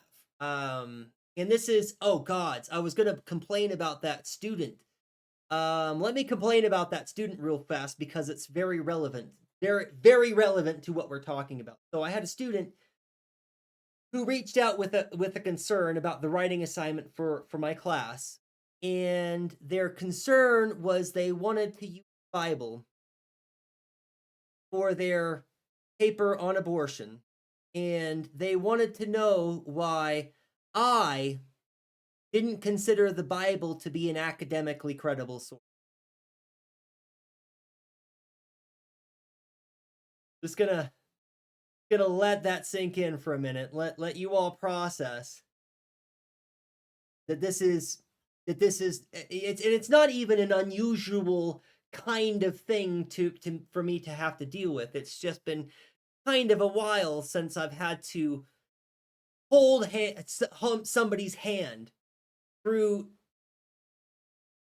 such a basic fundamental reality about the world in which one lives. The goal of the assignment is for students to build a morally defensible argument. I don't care what the argument is. I don't care what they're arguing for or against. I will help them make the argument. That's what the assignment is for them to build a morally defensible argument for or against something or defending a particular moral position. And part of the criteria for the assignment is having academically credible sources and grounding your argument in some kind of moral objectivism. This is how you make moral arguments. Because if I say I feel that this is right and you need to do what I say because I feel like it, that's not morality, and I'm not making a moral argument. There's no argument there. That's moral emotivism, actually. There is no argument when you utter feelings about how you feel about morality and that you feel like other people should care about that. That is not an argument. And so what I responded to the student was, as the textbook points out, there are disagreements among people in the same religion. Not to mention that there are disagreements about different religions. So religion, as the textbook explained, doesn't work well for a defense for your moral arguments, because not everybody agrees with those same kind of moral, those same kind of religious axioms, the religious viewpoints, the religious truths that would make that argument true for them. It's not in there. There's nothing in the argument that you've provided that gives anybody else in the world any reason to give a shit about your position. And including citations from your religious book literally does you no good when people don't believe that religion. That's not what I said. That's not at all what I said. But I explained it much less condescendingly. But kind of explained the same principle, but much less condescendingly. And so like they didn't like my response. They responded with I think it was word for word. I don't know what your understanding of the scriptures is, such that student emailing me. I don't no, I wonder, that's what it was. I wonder what your understanding of the scriptures is, such that you think somebody not believing in the religion is sufficient reason to reject the argument. What?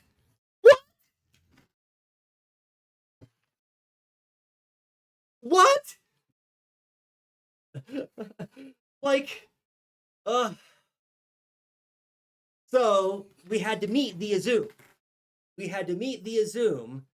So that I could handhold this adult into understanding that other people have other viewpoints about the world and that those other viewpoints matter.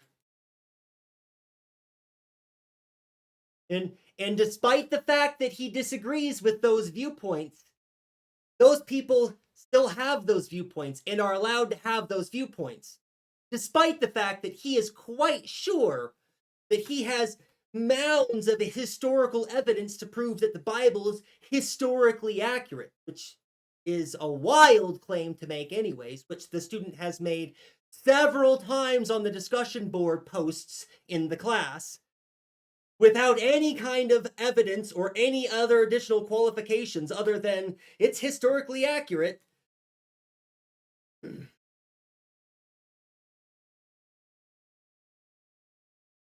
Just, that's how fascism breeds. That kid, that student that I'm talking about, that is the seed of fascism.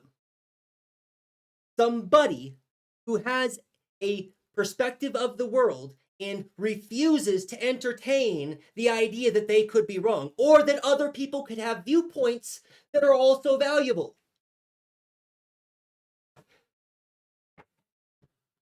Ugh. That was a good rant. Thank you everybody for letting me go off on rants every now and then. That's good fun.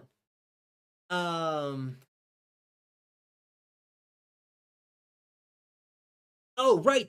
That's going to the I'm gonna tie this back in with what you were saying, Miss Anik. that it still doesn't resolve the rationality problem. Because that's the problem. That's the problem. The book, but the Bible doesn't tell you what to do. Actually, it doesn't. It gives you a few rules.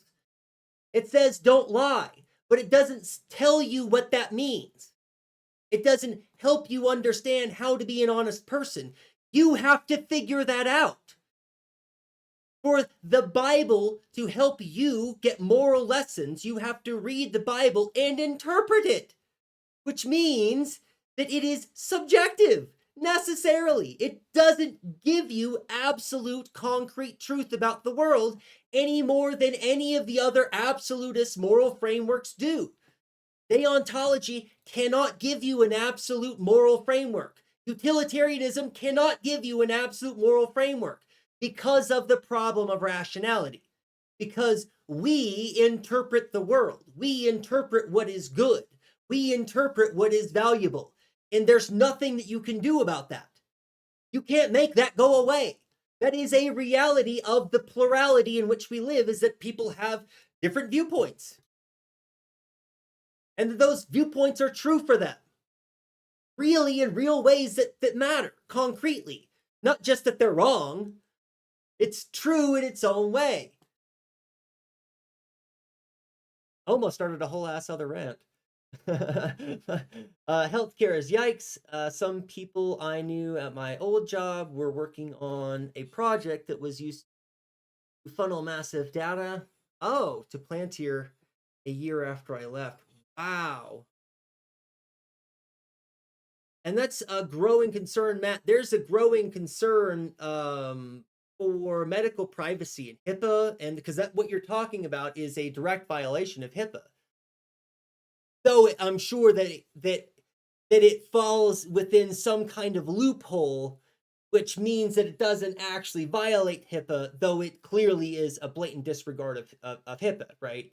If you're funneling massive data to other third-party companies, well, I guess I'm making assumptions about what that data is. But I mean, it's medical data. Medical data is all protected by HIPAA, no matter what the content of that medical data is. So maybe my assumptions founded. Something that's supporting refugees or safety net company, I'd be down. And that's the kind of thing I would like. Yeah, absolutely. A project that you can get behind, has some moral substance. Absolutely. They just don't pay. And that they're nonprofits, or, that they don't have the funds. Oh, somebody else mentioned HIPAA. Yeah. Take them down, take them out with HIPAA. There are a lot of safety net healthcare providers that serve no one, no matter what, and do preventative work in the community. Yeah.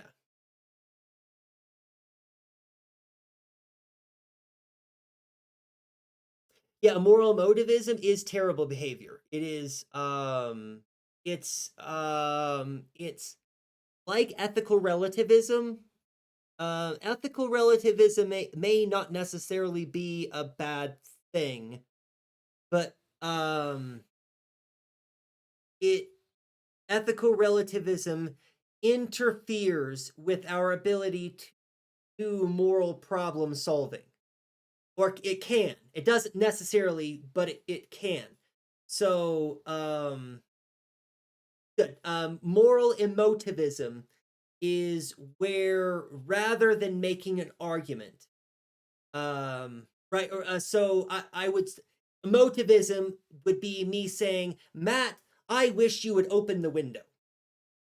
Right? I haven't really. No. I'm upset that you haven't opened the window. I'm upset, Matt. I'm upset at you because you haven't opened the window. This is a kind of emotivism where I'm telling you about my emotional state, hoping that it produces an effect in the same way that an argument is supposed to produce an effect. right? If I want you to open the window, then I should ask you to open the window. And if you don't want to open the window, then I should have some kind of legitimate reason for why I would like to open the window, and then we would have some kind of discussion about that. Rather than going through all of that, emotivism is simply a statement of emotional states of affairs about moral situations that are intended to work like an argument. It's not actually any kind of argument, but it is intended to compel people as though an argument compels people. So like my ex, whenever she had a problem with me, probably. Yeah, and that's actually a good way to think about it is when people are in relationships. I think about my relationship with my ex, and there were lots of situations where I was very emotionally expressive about how I felt, despite the fact that I hadn't been clear about my boundaries, or that I hadn't been clear about my expectations, or that I had made a bunch of assumptions about her expectations, right? That a lot of times I was reacting in an emotional kind of way rather than doing the actual work of communicating. And so that's a good way to think about emotivism. It's a style of communication because it is still communicating, and it is intended to elicit the same kind of response that a moral argument is supposed to elicit without having to offer the actual um, the argument. Um, so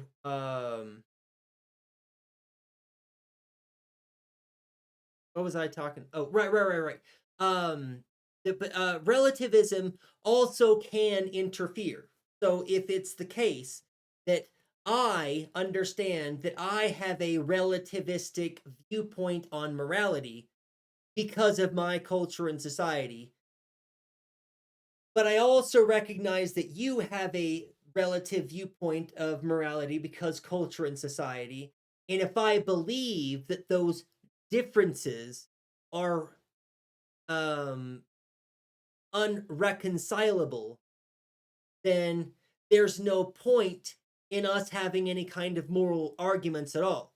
There's no point in us having any kind of back and forth about morality, because I'm going to have my opinion and you're going to have your opinion, and we all have our opinions. And that is a form of ethical relativism. Now, there are other ways to think about ethical relativism, one of which leads right into um, ethical. Well, it's a kind of pluralism. It's act pluralism is in the name of the ethical theory. I'm an ethicist. You think I'd be able to get the stuff off the top of my head, but not always. Um, hmm,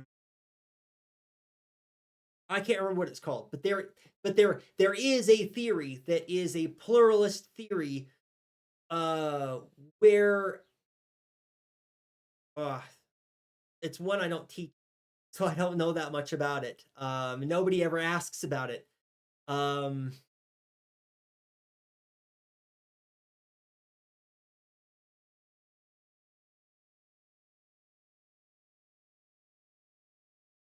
it's a relativism.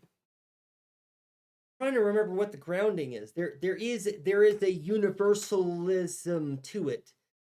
The universalism is the pluralism. Um, Fuck, I can't remember what it is. But there's another moral theory that it leads directly into that's actually not an outlandish theory. I'll remember what the theory is some other time, I imagine, but I can't remember.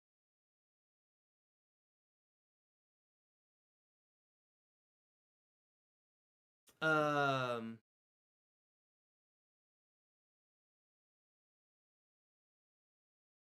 the the door opening is we have dogs, and the dogs are scared of lightning. thundering and lightning now. So what I'm thinking right now is whether I should end the stream before I lose internet.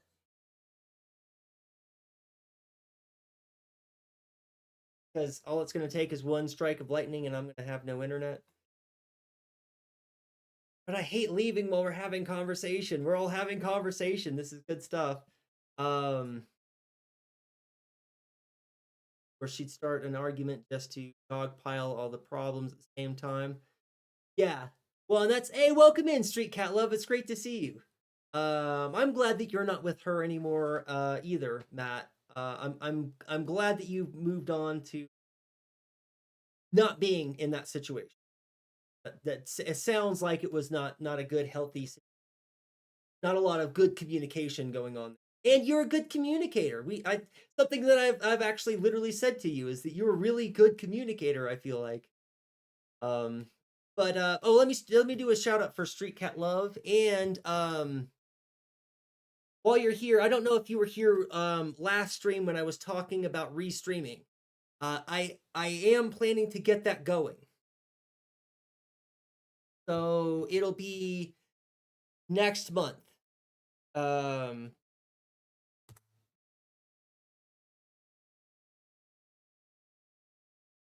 Yeah, the two of you do have very similar looking names as it pops up. Both here, sometimes the colors here are not the same colors as my chat. My chat's actually over here where I look at. But it just so happens that both of your colors are the exact same color on both of my chats. So do we have the same username? um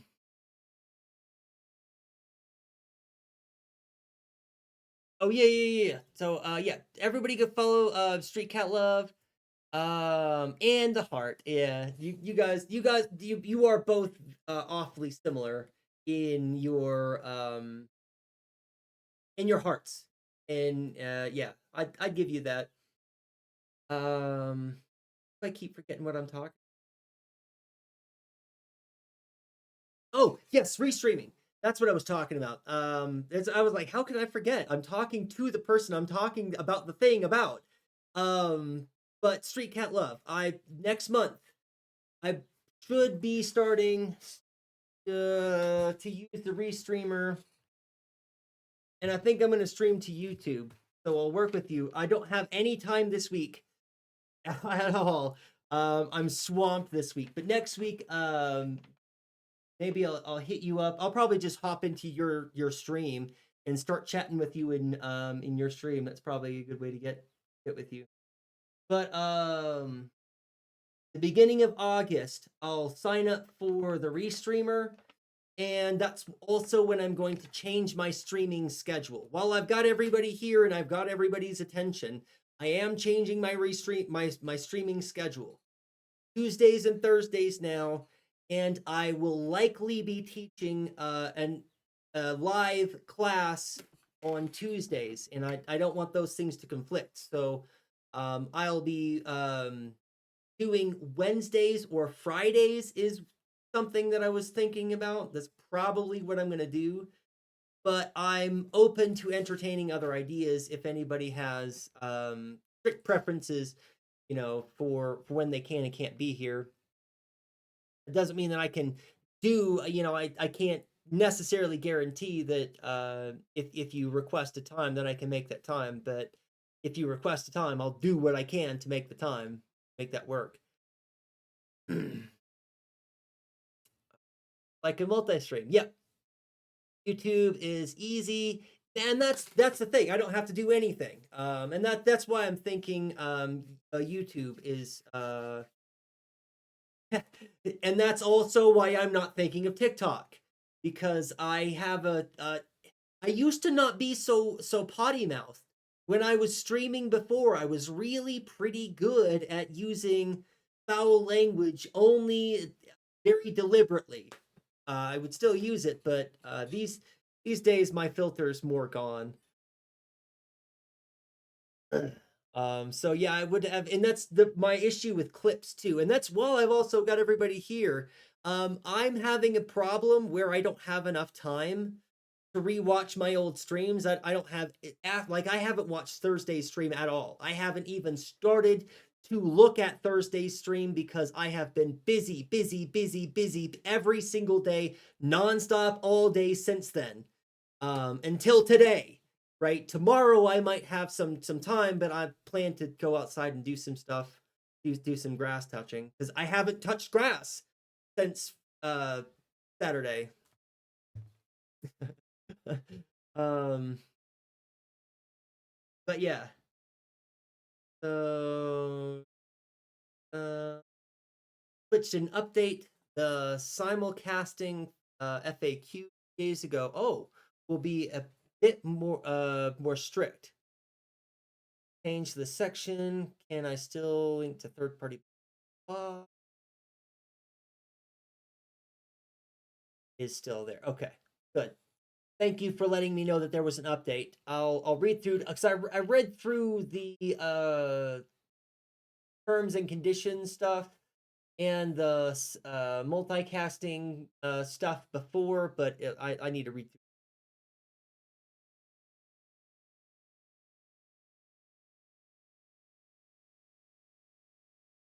Need to copy. Oh, it's okay. It's okay. Discoverability is way better on YouTube, and that's one of the things that I'm finding too. When the reason why I'm brought up the clips is I don't have time to get clips of me anymore. But that seems to be like when I put clips on TikTok, I get. I mean, after weeks, I might get close to 10. If I put a short on YouTube, I'll get hundreds within a few days. I get lots of views on YouTube, lots of visibility on YouTube. So I need to be more proactively trying to promote myself there. Doesn't matter if the language is foul. TikTok has tons of landmines you have to avoid, right? You have to talk about unaliving yourself very carefully and other kinds of harm and violence. And but I could work with Jane the Message on that. They're a very accomplished TikToker. They've got all kinds of stuff on TikTok. So Jane the Message would be a good resource for me to reach out to get some tips and tricks on how to avoid the TOS on TikTok. You have to know the auto mod and master avoidance. Okay, there's an art to it that I'll have to look. Streamlabs is bugged. Uh-oh. If you have a decent PC, you can use OBS as a camera inputs to. Well, that's what I use. Oh yeah. So yeah, not Streamlabs. I was thinking I use Stream Elements. I get those confused every time. Like almost literally every time. Yeah, I don't use Streamlabs. I use Stream Elements and OBS. A lot of my shorts hit 1K.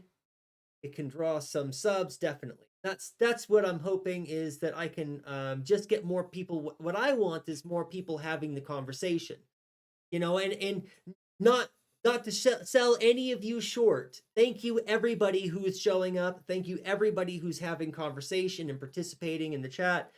Thank you. It's no fun to show up to stream and just watch videos by yourself. It's really no fun. So thank you so much for showing up and giving me something to talk about.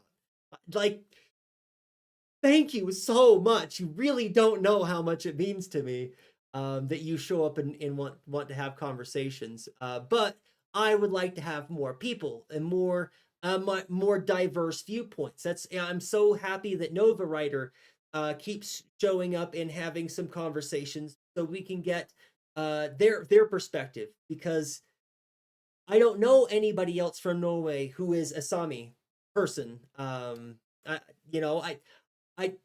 that's a unique perspective that we all get value from when they come and contribute. And the same is literally true for all of you. You have valuable input. There has only ever been one of you, ever in all of existence, in all of history, in the whole Big Bang. There has only been one of you, and you are unique and amazing, and you have a viewpoint that nobody else has access to. Bring that viewpoint here. Share it with us so that we get to all experience that together. That's the project. That's what we're supposed to be doing here, right? Poor Nova keeps going on tangents and wondering why you don't derail for them. Yeah, it's but I'm glad that they still keep showing back up. I don't think that I made them mad this time. I think I made them mad last stream. Maybe they just got disconnected. That's something that I used to struggle with too. And it's like, oh my god, I used to and it still sometimes happens where I'll be in a chat and I'm interacting and I'll say something and it's something that needs me to follow it up with something else and then I get disconnected. So I've said something and I've just thrown it out there into the chat and it either doesn't make sense or it makes me look like a douche. And it'll be fine as soon as I can, in 2 seconds when I can finish the next thing and put it in chat and then everybody realize it's a joke, but I got disconnected. And so it's going to take me 7 or 8 minutes to get my internet back up and get connected back up. And then the streamers moved on and the chats moved on and nobody, I just, the anxiety of being disconnected is just, I hate being there because it happens to me. I was about to say it hasn't happened to me in a while, but it has happened to me kind of recently too. That it just anyways, we're approaching the end of unless dot dot dot. So because it's storming outside and it is approaching the 4-hour mark, I'm gonna start moving towards wrapping this stream up. However, I will stick around if we get some subs or if we get some kind of, if you guys all want me to stay around, if there's some financial contribution that you all want to throw in to get me to stay around and talk more at the camera, I will absolutely do that. And yet again, I forgot to ask for money at all this stream. This is the first time I'm doing the shill thing, and I'm terrible at it. As you all can tell, I really don't like asking for money. I got a good rate if I want. Sure, yeah. I think I'm just gonna wrap it up. I don't like begging for money, and I certainly don't want you all to feel like you need to pay me to stay here longer. That's as it was coming out of my mouth, it just feels kind of gross. Hey, there's a sub.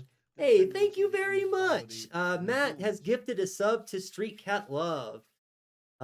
Thank you very much. Now you look different. Now there's something that distinguishes you much more.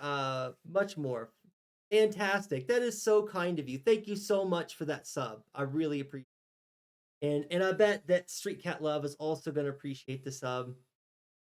That's just fantastic. Well, Matt, do you want me to stick around? You were, yeah, I'll raid out to Vitingale. That's a good raid. That's a good raid target. They're a comrade. That's a good idea. Let's go give them some love. Because I usually don't get to see their streams. Let me just talk about Vitingale for just a second while I'm picking the raid target. Vitingale is extremely talented, is an extremely talented musician that plays a whole host of different instruments. Today's Tuesday, so it's going to be trombone Tuesday. That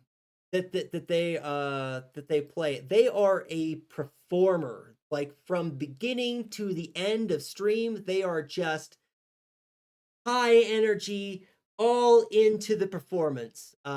Just I love their energy, and I love what they bring to stream, and they are a comrade. So let's go support Vitingale. Go give them some love. I've got a raid thing. I've got a raid message prepared, and it doesn't come through properly there, but if you copy and paste the raid message, that's not what I was trying to do. Yeah, thank you. If you copy and paste it like Street Cat Love has properly done, then everything pops up. Thank you so much. I just I cannot stress how much I appreciate you all. Everyone here today, everyone who has shown up and contributed, well, except for that one troll who we're all pretty sure is a white supremacist, huh? But we're all pretty sure that person didn't get banned, but we're pretty sure they're not coming back. Everybody else, thank you so much for the contributions. Thank you so much for being here. Thank you, Matt, again for that sub. It's another gifted sub for the community. I appreciate the heck. So without further ado, let's go support Vitingale. Until the next time I see you all, be excellent to each other.